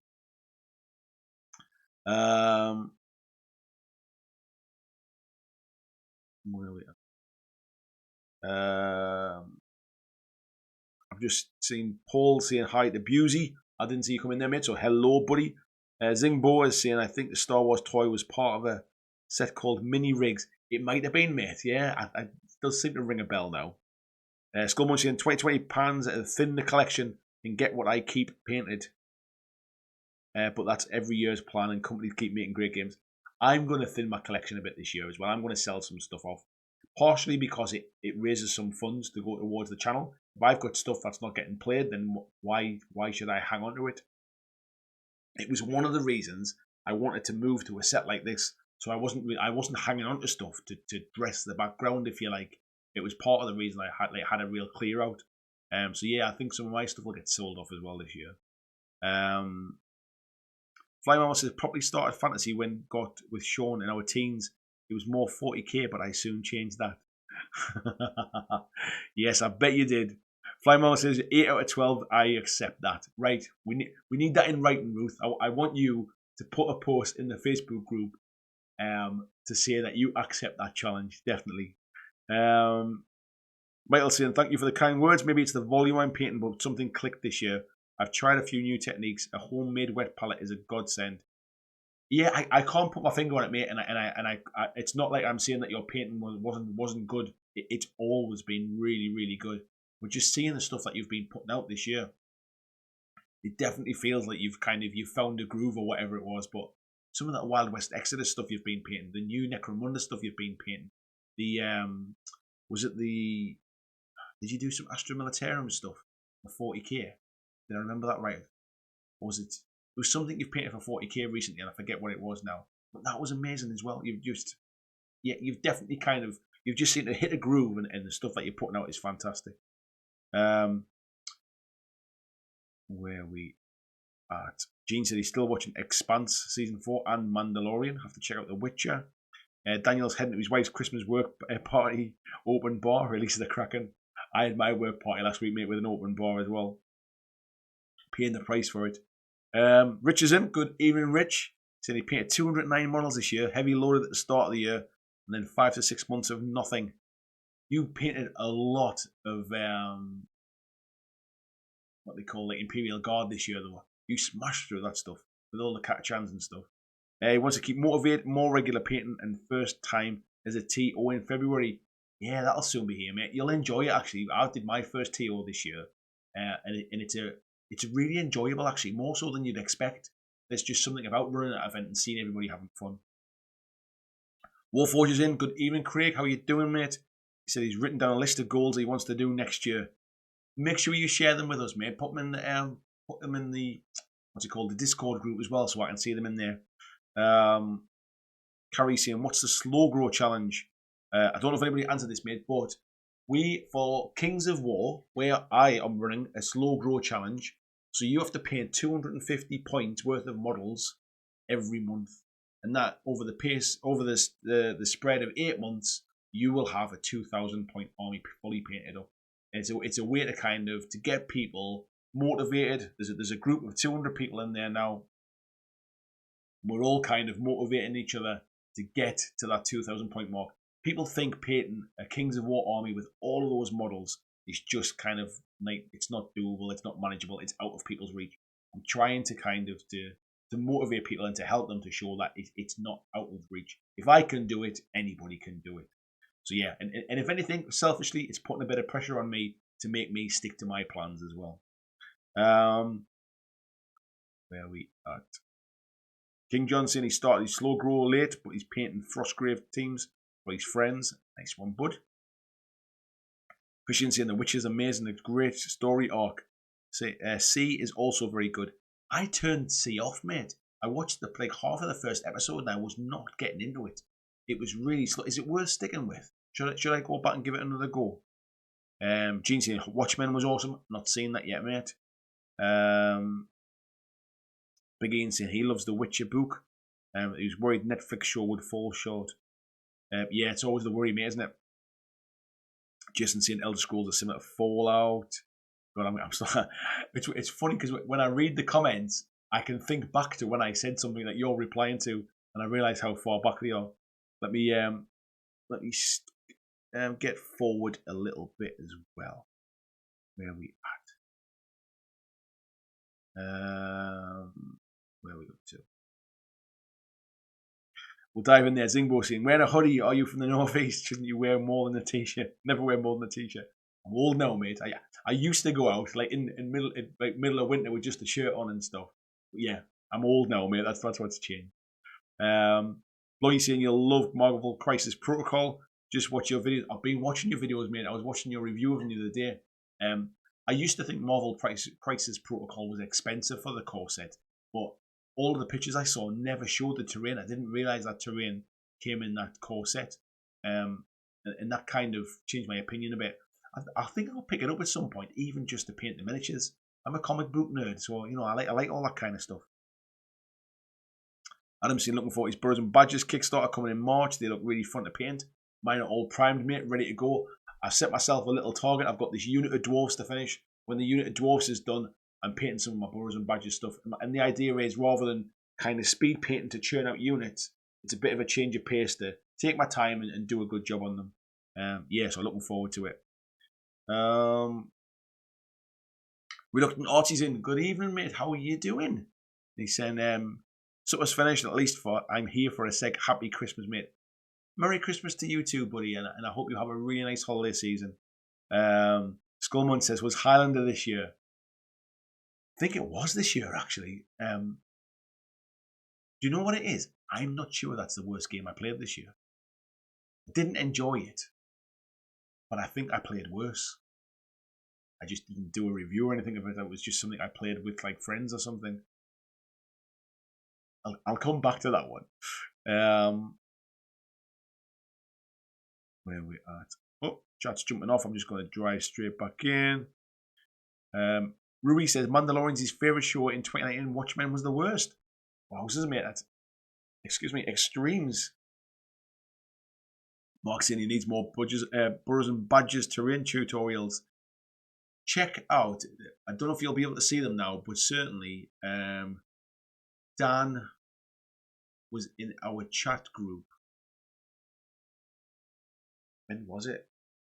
It'll have been around my birthday, because that was when I was talking about burrows and badges. And Dan posted some stuff that he'd done. It was awesome. Go back and check that stuff out.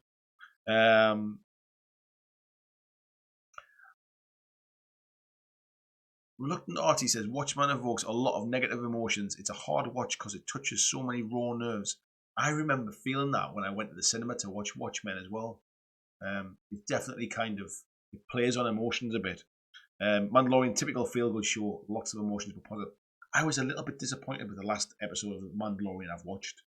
It felt like an episode of Xena Warrior Princess. And if you've seen it, you'll know which one I mean. But yeah, hopefully the next one's better. Paul said you might have a feature on Burrows and Badgers coming for the next issue of the zine. Nice one, I look forward to it.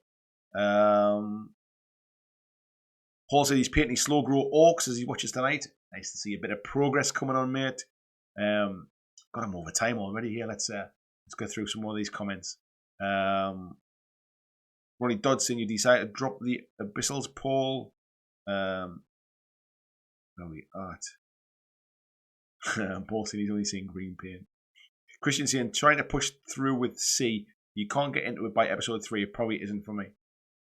Yeah, me and my wife sat down to watch it together, and I think I'd only even got like I know what the concept is about the kind of the twins being able to see when everybody else is blind. I think I'd only got to the point where they were getting ready for the battle, and it was a bit of a slow slog, mate. But maybe it was the wrong night to start watching it. Daniel said his wife is still getting ready. He's pre-gaming it, working tomorrow and painting some Bone Reapers on Christmas Day. Nice one, mate. Enjoy your evening anyway. Peter said it's difficult to make a superhero series. I mean, Agents of S.H.I.E.L.D. was no Avengers light, but still watchable. I really liked The Boys when I watched that, which is a good superhero series with some weird kind of undertones to it. Quite like that. I like The Punisher as well. I didn't mind Daredevil, if I'm honest. Even Arrow. I like Arrow as well. But I think you need to make the world feel believable. That's the problem, isn't it? Paul said he still need to finish The Boys, so the first 2 episodes, and I liked it. Yeah, I'm looking forward to the second series coming soon, mate. Adam saying Boys rocked. Brooklyn Artie saying so was I. The last Mandalorian wasn't as good as 6. I'm trying to remember. I think it might have been episode 4 was the one I wasn't too keen on. I'm not going to say anything about it because I spoil it for people, but I'll say which is good. Mandalorian's really well done. Craig there saying I'm going to go and watch Witcher now. I'm going to try and see the wife will like it too. Yeah, I haven't got to go. Normally, I've got to get up early after a live stream. Got to get up for work on a Tuesday morning. I'm off tomorrow. It's Christmas Eve. It's even my lie-in day. So me and my wife take turns with lie-ins. The little one gets up like 6:30 or something like that. So if we're off, if it's like a weekend, we take turns with having a lie-in. My wife was out with the girls last night on their Christmas night out, so I was up early with them this morning. That means it's her morning, so I get to have a lie-in. So if you want to keep nattering, if you want to keep chatting, I'll finish my whiskey and stuff, and we can keep going for a bit longer. Let me know in the chat if you want to go for a little bit longer.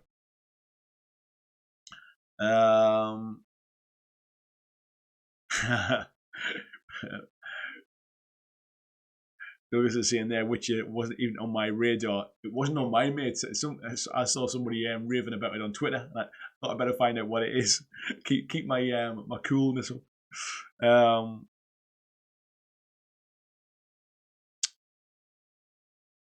Yes, Craig. Enjoy The Witcher, mate, and we'll catch up in the Discord group. I always forget the name of that.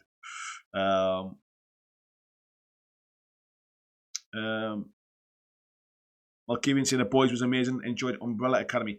I drifted away a bit from Umbrella Academy. I got a bit think I started to I think I lost interest a little bit. I watched quite a bit of Teen Titans as well, and I lost a little bit away with that one as well. It's something I need to get back in and finish that one though. Fomorian says Dark is very good, but a bit creepy. I like creepy, mate. I'm alright with creepy stuff. Andrew Fairbanks, good evening, mate. And he says, by worst game, do you mean biggest loss, least fun, most boring game system? I think the question came about, mate, was like which is the game I've played this year that is the worst one I've played. Which, whether it be a board game or a miniatures game, which is the one that I've played that I've just thought, cool, I never want to play that again. That was the kind of the context of it. So like the least fun, the game that I just didn't enjoy at all. Marcus is saying keep going. Busey is saying keep going. Paul said, okay, forget I mentioned Die Hard then. Oh, there it was. Paul said, if anyone wants something to watch after this, they've got Sky. Oh, Die Hard. That's why you're saying forget it. Sorry, buddy. If you're gonna go and watch it, mate, you go and watch it. Blizzard's is saying longer's good. Tony's saying bring on the chatter. You might as well keep going there. Merry Christmas. Skullmunch is saying love the Witcher games, so looking forward to watching it. I keep meaning to go back and play The Witcher, especially is it The Witcher 3 with all the big expansions. I keep meaning to go back and watch it. I've never played it. I tend not to play those bigger games. Saying that, I'm absolutely knee deep in Luigi's Mansion 3 at the minute. I'm absolutely hooked on that game, and I also got Zelda Breath of the Wild for my birthday, and I've started playing that as well on the Switch. Because I can take it away with me when I'm away with work, and I can kind of sit in bed and play it for an hour or so. So I'm playing quite a bit of Switch at the minute. But yeah, Luigi's Mansion, man, it's got me hooked. Can't put it down. But yeah, Breath of the Wild, it looks like it's going to be a huge game. It's going to take a lot of kind of time investment, I think, that one. Bit of chat there. Bloggy saying, Andy, keep in mind the terrain, that video from the core and the terrain pack. Yeah, I watched your video, mate. Yeah, I remember you saying you bought the terrain packs as well. I know what you get in the core set now, but I didn't when I first saw the price. And in the UK, I think it's like £90 for that core set, which is very expensive, really, for a core set. But when I thought you only got like 8 or 9 models in there, but it's obviously the terrain in that kind of softens the blow a bit. Yeah, Skullmunch is saying make sure you have about 100 hours free. That sounds about right, mate. Adam says his problem is that he usually hobby while he watches the TV with the missus, so I often miss important plot pieces. My problem, it's not a problem. That's an awful thing to say. Because me and my wife are like ships that pass in the night. So she's often working away, or I'm working away, or whatever it is. What tends to happen is if we get some time together, I don't tend to sit and hobby. I tend to sit and we'll watch something together. We'll play a board game together or something like that. So video games tend to go out of the window. When I'm home alone and my wife's away, I tend to do some hobby stuff, or I'll do some prep for videos, or I've been coming down to the garage and doing some kind of building work in here. So my free time, if you like, it gets really split. I've almost had to give up video games to concentrate on the YouTube stuff, really. So there's loads of games that I kind of that I want to play, but I just physically don't have the time for, really. So yeah, that's kind of why it's not a negative. I've just allocated my time in different areas, really. Looking at RC saying what channels The Witcher is on. It's on Netflix, buddy. Flying Mama said no Luigi's Mansion spoilers. Oh, Ruth, I am hooked. Honestly, I won't give you any spoilers. Don't worry, but I can't put it down. I can't stop keep playing it. Paul's in Die Hard's on, but it's muted. Peter says, how long over are you thinking enough for a refill? What time are we at now? 1:45. We can do at least another 15 minutes, can't we? In fact, I'll have a little top up as well while we're on. Excuse me. There we go. It's Christmas after all, isn't it? Cheers, folks. Yes, I'll have a little top up as well. So, yeah. If I've got time for a top up, you've got time for a top up. There you go. Where are we at? Flying Mama says Muppet Treasure Island. Favorite Muppets movie. Oh, Muppets Take Manhattan. Who knows? Tony says I got Luigi's Mansion for the little one. He turns 8 tomorrow. Honestly, man, I love that game. I took all the lads to a gaming convention to Insomnia in Birmingham at the NEC. Was it like August time, something like that? And Luigi's Mansion was there to play the demo. And to be honest, it wasn't a lot to play, so I decided to have a try of it. And I was hooked. That was it. Had to have it. Couldn't wait for October the 31st for it to come out. Where we at? Buggy's saying there, time for dinner. Good night, guys. Hope you all have happy holidays. You too, mate. Take care. Where we at? Christian saying night of Bloggy. Jason saying couldn't get into Zelda, but I've really enjoyed Mario Odyssey. Yeah, Zelda's. Other than owning a long time ago, owning one of the original green screen Game Boys, I've never had a Nintendo console before. I've always been a Sega kind of lover of Sega games. So this is actually the first Nintendo, so I've never played a Zelda game before. But I've heard nothing but good things about this one. So I felt I'd give it a try, but it's not hard to get into for me, but I can tell it's an acquired taste and it's something I need to sink time into. Peter saying cheers. Everyone's saying cheers. Cheers. Doug says Mary Berry would be very proud of your tipple. Yes. I'm right. I don't even. If ever there was any questions about whether this channel was suitable for children, I know I don't swear very often, but I am drinking alcohol, right? It's not for children. There you go. Mark's topping up the wine there as well. Busey saying he's thinking about getting Luigi's Mansion 3. Looks like it's a must. It's quite tough in places, I'll be honest. There's some of the puzzles are actually very tough. I'm not going to spoil anything for anybody, but yeah, it's quite tough at times. But what I did was, so when I moved what was the studio, my office and stuff upstairs, when I moved everything down here, I've kind of relaid out that room now. So I've got along one wall, I've got all desks, all down one wall. I've got a desk coming off it with my PC art where I do my editing and stuff. So all my painting stuff is down one side. On the other side, I've got my TV with my consoles and stuff on. So I've got my Switch in its little dock station, and I bought myself like a wireless like pad, so I can kind of finish painting, spin my chair around, put a TV on, and sit and kind of play on that. And I'm finding it a bit easier, like when it's docked, playing it on the big screen. But yeah, I'm absolutely addicted. I'm kind of like. I'm trying to like 100% everything. I'm trying to find every little secret gem and everything else. It's been ages since I've kind of sort of been at them kind of puzzle platform stuff. Paul said I want Luigi's Mansion, but couldn't remember the last time I paid full price for a video game. Switch games are so expensive, man. I couldn't believe it. I think if I'd realised, I probably wouldn't have bought a Switch. But luckily, it was my birthday, so I got it as a birthday gift. But I must admit, the prices are like, I think like even like Zelda's still like 50 odd quid. That's too much that for games.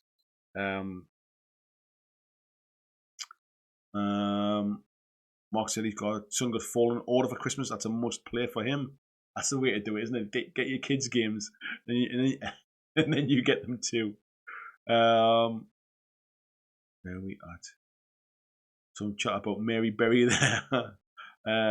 Big Ian, it's Big Ian says absolutely loving the chat on this stream. I'm glad you're enjoying it, mate. That was the point of tonight. We chat about all sorts of stuff, and like it's an extension of my hobby and what I do and stuff like that. And you all seem to kind of share similar ideas and stuff as well. So it doesn't matter whether we're talking about The Witcher on TV, whether we're talking about Muppets Christmas Carol, whether we're talking about Luigi's Mansion, or we're talking about tabletop stuff. It's just a big natter and stuff. It's great to have on in the background while you're sitting painting miniatures or you're wrapping presents at the minute, that kind of stuff. Well, it's just a community thing, just to kind of hang out and stuff.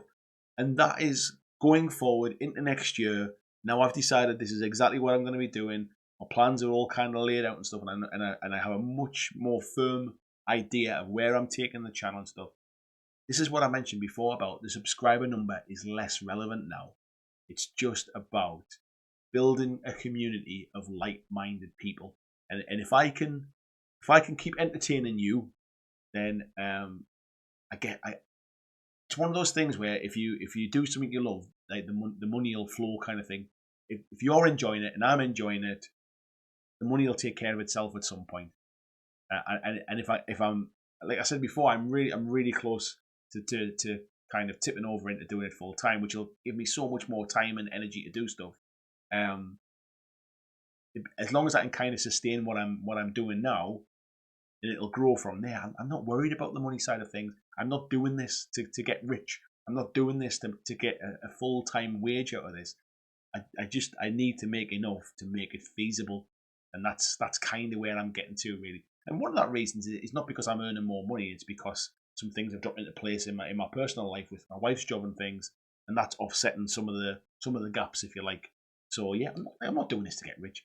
I just want to do something I love. It means I can be at home with my little boy when he goes to school and stuff like that, and I can pick him up from nursery, and he doesn't have to be in at kind of 7:30 in the morning and picking up at 6 o'clock at night. It means I don't have to be away with work. I can spend time with my family. I can have a really good home life, and I can do something that I love, and we can pay the bills. And at the end of the day, like that's my dream. I'm not doing this to earn a fortune. I'm not, like I said before, I'm not about getting rich. Never going to get rich doing this kind of stuff. If that was the idea, I'd just stick at what I'm doing. I've got a good job. Like from a money wise point of view, I've got a decent job. I ain't going to earn anywhere near a tenth of that doing what I do, like doing this. Which is why I need to kind of build up that buffer to allow me to kind of break away. So, where we at? Billy's saying, "Hey Aussie friends, how's the weather?" Al saying, "It frustrates me. Some games are so bad on release, especially online.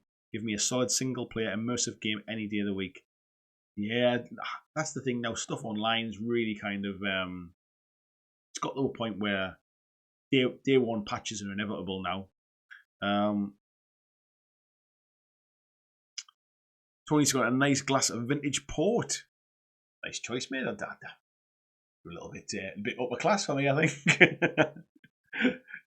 Whiskey's more my typical, I think. Tony said he's currently playing a great game called Control. I've heard of that, mate. I've heard it's good. Slowly working through Death Stranding. Death Stranding is definitely not my kind of thing. Days Gone, I had a quick go of that at Jason's house, and I really like that. I'm kind of waiting for that just to drop down to the bargain basement, really, and I'll pick it up later on. Might be on sale over Christmas or something like that. Paul said the sales on the Switch are good though. You can get some good indie stuff. It's just the AAA stuff that doesn't tend to go down. Yeah, I did see that the Nintendo store has some good sales and things.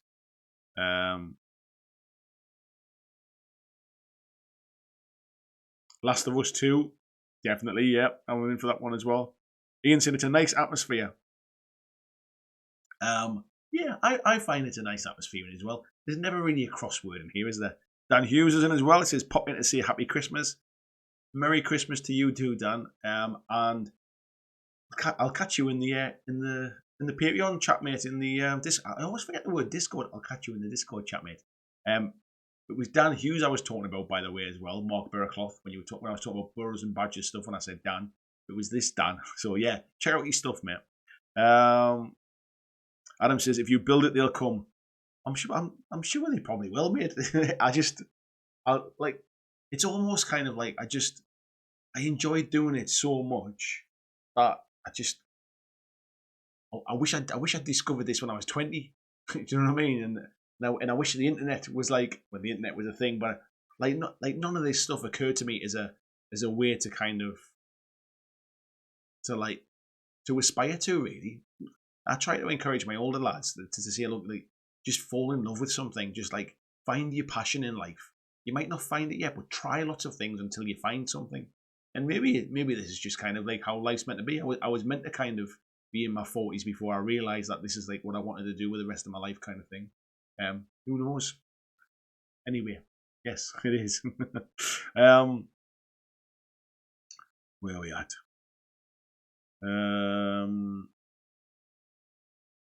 Peter says, tonight has really put me in the mood. It feels a bit like when I used to go to the pub and catch up with old friends. I'm really glad you feel like that, Peter.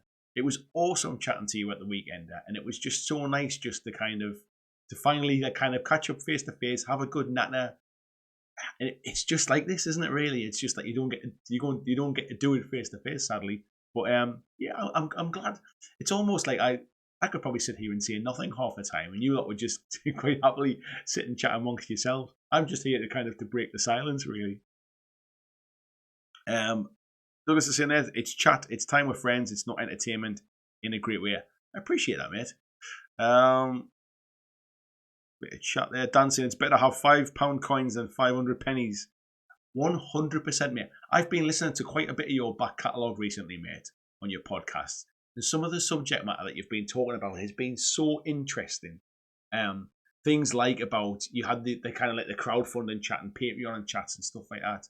And I was really interested just to hear some kind of different opinions on stuff and that feeling the pressure to basically almost getting to a point where you feel forced to make stuff for people who are financially supporting you rather than making the stuff you want to make and hoping the people that do financially support you still kind of follow you on the journey, if you like.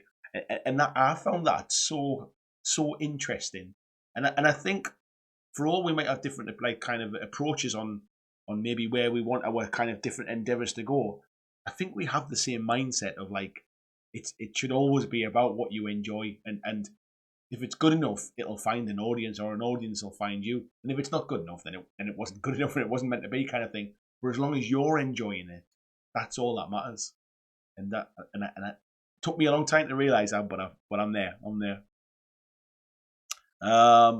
Steve saying, as long as we don't talk about football, mate. To be honest, the only football I'd be talking about, mate, is this kind of football. Where is it? My Rams helmet there. Although it looks like we have just blown the playoffs. So yeah, I won't be talking about that. Peter said, I think the malt might have helped.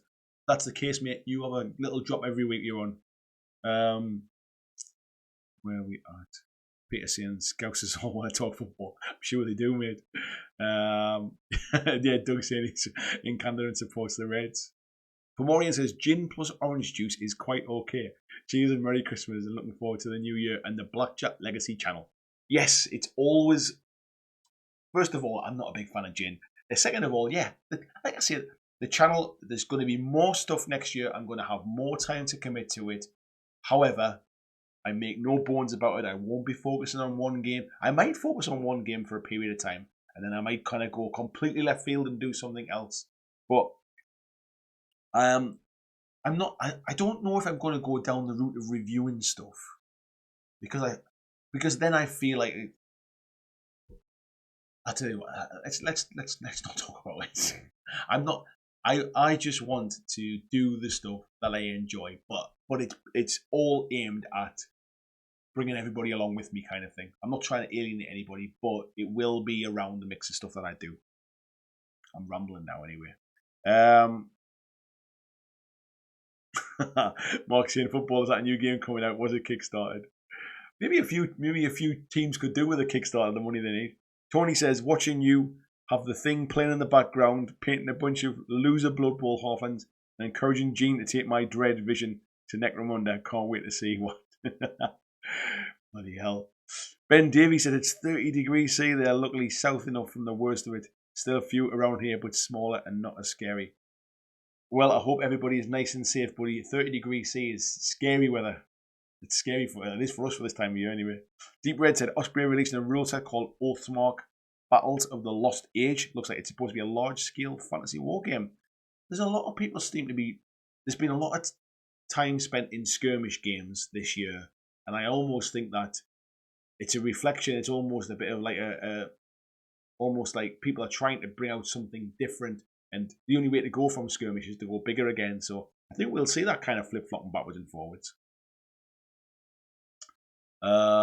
Chat's jumping up again.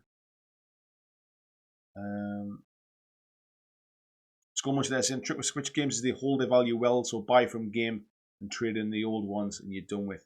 That's what I tend not to buy digital stuff for that reason, because what I tend to find is I will trade them in at some point, just because I tend not to go back and play them, or if I've played something for a while and I kind of had enough of it, I might trade it while it's still worth something.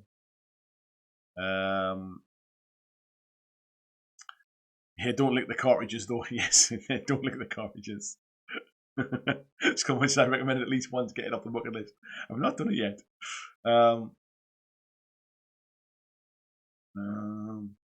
Skullmunch says, yeah, Tony picked up Pokemon and Luigi's Mansion the other day. Didn't pay a penny as I had a few games to trade in. It's quite a nice feeling just swapping stuff over, isn't it? Like that. Edward said, happy Christmas and happy New Year, guys. I'll see you all in the New Year. Take care, Edward. I hope you and your closest, your nearest and dearest have a very lovely time over the holidays. We're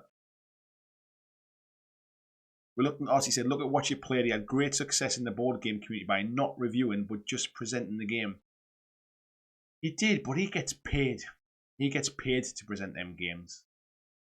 I don't want to feel I don't want to feel like I owe anybody anything for. Like, I don't want to. What I meant by not reviewing games was I either buy the games myself and then I review them, which means I'm gonna be out of pocket by quite some bit. I accept them like review copies, which means I'm then basically I'm in that kind of middle ground of I'd obviously still be very honest and open, as you know I have been in the past, but then review copies dry up very fast when you give bad reviews, I've noticed. And or you get to a point where you get paid for reviews, in which case it's no longer a review anymore, it's a preview then. It's a paid preview, and it sticks in my throat the amount of channels that get paid to do content and don't disclose it, and they make it sound like they're absolutely in love with this game or in love with these miniatures or whatever it is, how brilliant everything is, when I know they've had a big fat paycheck for it, and that doesn't sit well with me. So that's why I've struggled to understand the finance side of this, about where does the money come from, and I'm at a point where as long as I can make enough, like I say, I'm things like people buying T-shirts, people, at least somebody's getting something for their money. Things like Patreon. People want to support the channel. If you want to support the channel for $1 a month, you have no idea what that $1 a month can do for me to try and get my dream a reality. If 100 people pay $1 a month, that's $100. I'd rather have 100 $1 supporters than one person who supports me by $100 if you like. Like, it's a little amount makes a big difference. You know what I mean? Anybody that's ever kind of like donated $1, anybody that's ever sort of pledged for a few months, even if you want to pledge for a month and then don't pledge again, it's all those little things that just kind of helps take it on to the next level. And I'd rather feel comfortable with that than feel like either somebody's paid me for a review and people don't trust my opinion anymore. That all I've got is my kind of honesty and my kind of what's the word I'm looking for? Like my credence, really. Like, you know, if you kind of put faith, if I tell you I really enjoy a game and then you go out and buy it, you don't want to find out later I was paid to tell you I really enjoyed it. There are too many channels already do that, and it doesn't sit right with me. Flying Man says, night everyone, thanks for the night, happy holidays, have a wonderful time and see you in the group. Take care, Ruth, have a lovely Christmas and we'll speak soon.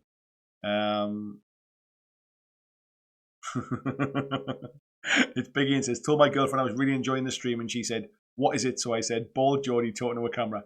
I'm very sorry to have sold you short. That is just exactly what it is. You have just kind of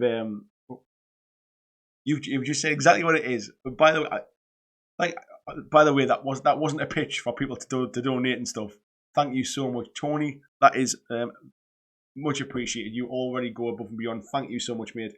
And Ian Madison, I'm assuming is that Big Ian as well? Has just joined as a Patreon as well. Thank you so much. I wasn't trying. I feel bad now. I wasn't trying to kind of put a pledge out there for Patreons and money. All I mean is that if you've ever kind of thought like I don't want to pledge $1 because it just feels like it's it's meaningless. You've got no idea. It's like the thing, every penny counts kind of thing. Every little helps. It's all those kind of baby steps to get there, and that's more sustainable than one kind of big donor, or me getting paid to make one video that might pay the bills for a month but doesn't kind of support me in the future. So yeah, thank you very much to you two. Where were we up to? People chatting about tech purchases there. Al says, managed to get 10 Marines leather pouches painted. A few Coronas down tonight as well. Working tomorrow, so I'm off to bed. Take care, Al. Nice to see you in the chat, mate. We'll catch up soon. Paul saying Merry Christmas to Al there as well. Tony said, I picked up a ticket to ride London today. Looking forward to giving it a whirl tomorrow. Played New York recently, and it's great how they've managed to squeeze ticket to ride into about 20 minutes. I've got both of those, mate, and you'll love them. I've not played the bigger versions of Ticket to Ride yet. And the reasons I've not even picked it up yet is because I actually feel that they nail the experience in a much faster playtime. So I'd rather play 3 or 4 games of that. Excuse me. I'd rather play 3 or 4 games of that than play one big game, because they're over with so fast. They really have managed to kind of squeeze the feel of that game into it. Where are we?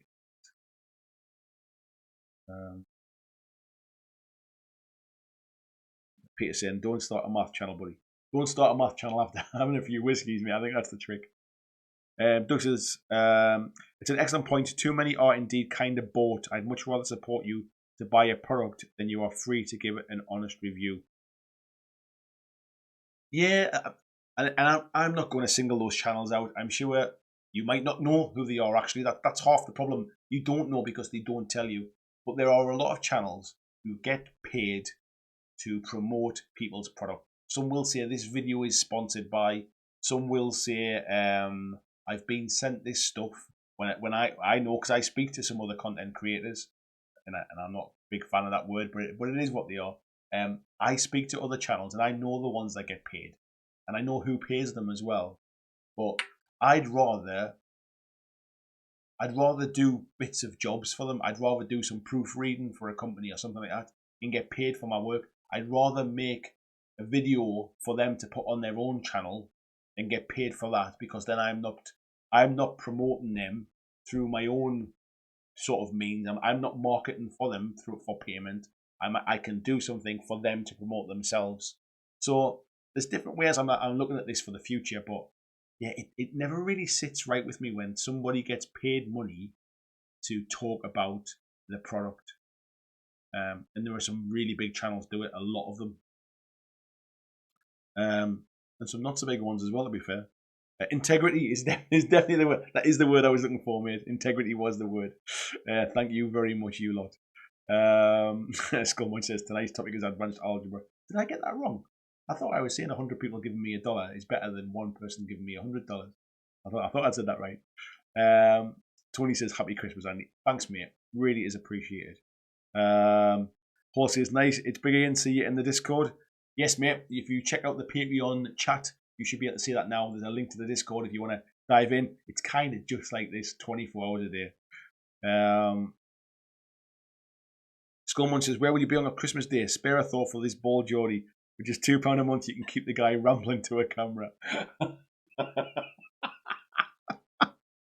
going to make myself a little bit. That's what my Patreon push next year. That's going to be the video. Do you want to see this man out in the streets? That's me. It's tickled me that. Skullmunch will make you an admin as well. Artie said you are a true influencer. I struggle with that kind of, with that name as an influencer, and I appreciate people have told me that they have been influenced by what I've said. However, I struggle with the term because I never set out to try and sell something. However, I will always be passionate about something I'm passionate about. So when it comes to things like kind of Kings of War, for example, I've not really kind of sang its praises over the years. I've not played the game, so I couldn't. But when I played it and I enjoyed it and I went deep into kind of building my own army, I'm sort of bringing everybody along on a journey. And if they want to join me in it, and if they're sold on the models because of it, or sold on the game because of it, then I guess that makes me an influencer. But I would never I would never give like a false positive, if you like. I wouldn't tell you something was good because somebody had kind of dropped me a few £100 to say it. So yeah, I guess I just need to get comfortable with it if that's the case. But I do have to have my integrity about it, and I will. We might not agree. You might buy something that I've said I enjoy and you don't like it, but it won't be because I've lied to you. It's just because we might have different tastes when it comes to that. I would never I would never be able to kind of sleep well at night if I thought I was saying things to people that I didn't truly believe in. That's for sure. Still reading that. Cheers, mate. Paul says, full disclosure, Andy pays me to come here every week. It actually costs me more. It costs me more than I mean. Peter says, that's why you have such faithful fans. You're not fans. You're all friends, man.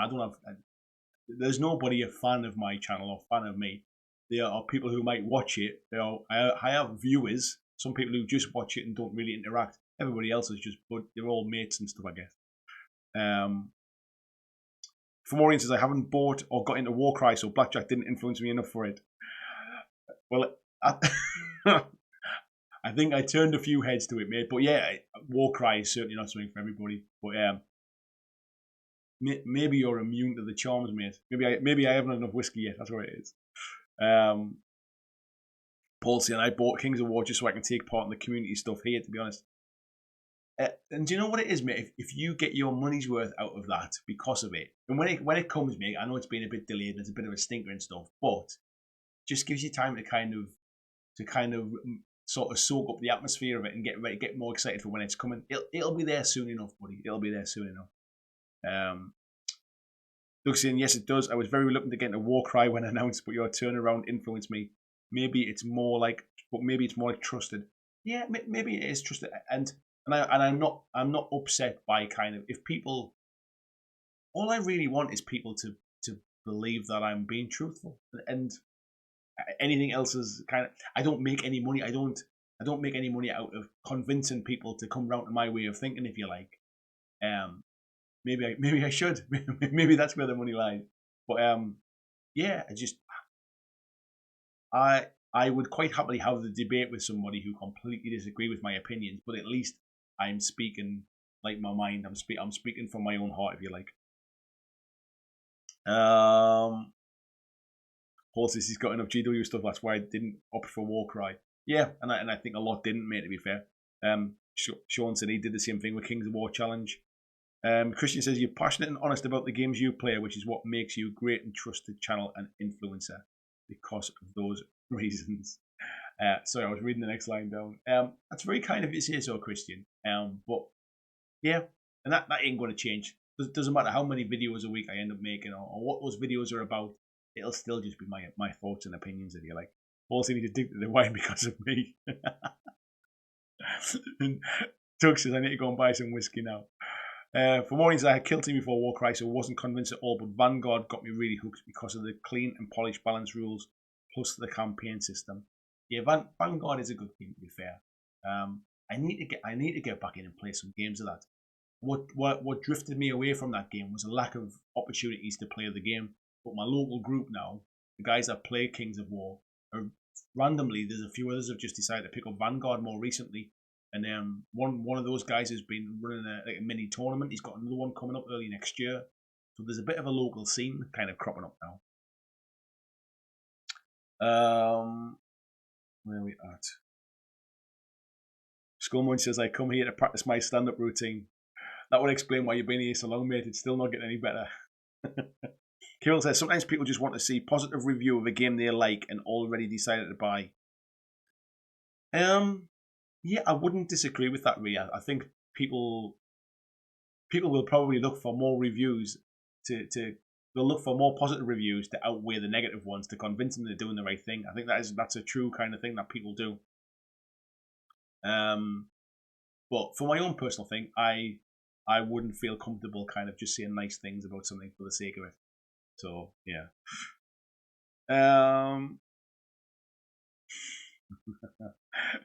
Peter, you're always bad at Skullmunch. Paul says, thanks to everyone for a year of fantastic live streams. It's been a pleasure. Thank you, buddy. And Deep Red says, night Andy, night all, off the wooden hill. I haven't heard that in ages. This is up the apples and pears as well. Have a merry and safe Christmas. Right, folks, it is 11:15. I've got another 45 minutes longer than I planned to. I've almost done 2 live streams to make up for missing next week. My plan is to have a video up on next Monday. It's all scripted and ready to be filmed. So even though I won't be here for a live stream next Monday, I do have a plan to have a video up. So hopefully that all goes smoothly over the next few days. And I just want to say absolutely thanks to every single one of you. You've made tonight's live stream absolutely awesome. You've made this year absolutely awesome as well. Thank you so much to everybody who has watched the video, has given it a thumbs up, has left a comment, has interacted in the Facebook groups, has supported me through Patreon or through memberships or through donations, has bought a t-shirt, has kind of came to the weekender, has played a game with me, all those different things. Thank you. You are the ones that make this the community that it is. And I look forward to a bright and exciting 2020. So thank you so much, everybody. I will see you all in my next video, but I'll see you in the live stream next year. Thanks, folks.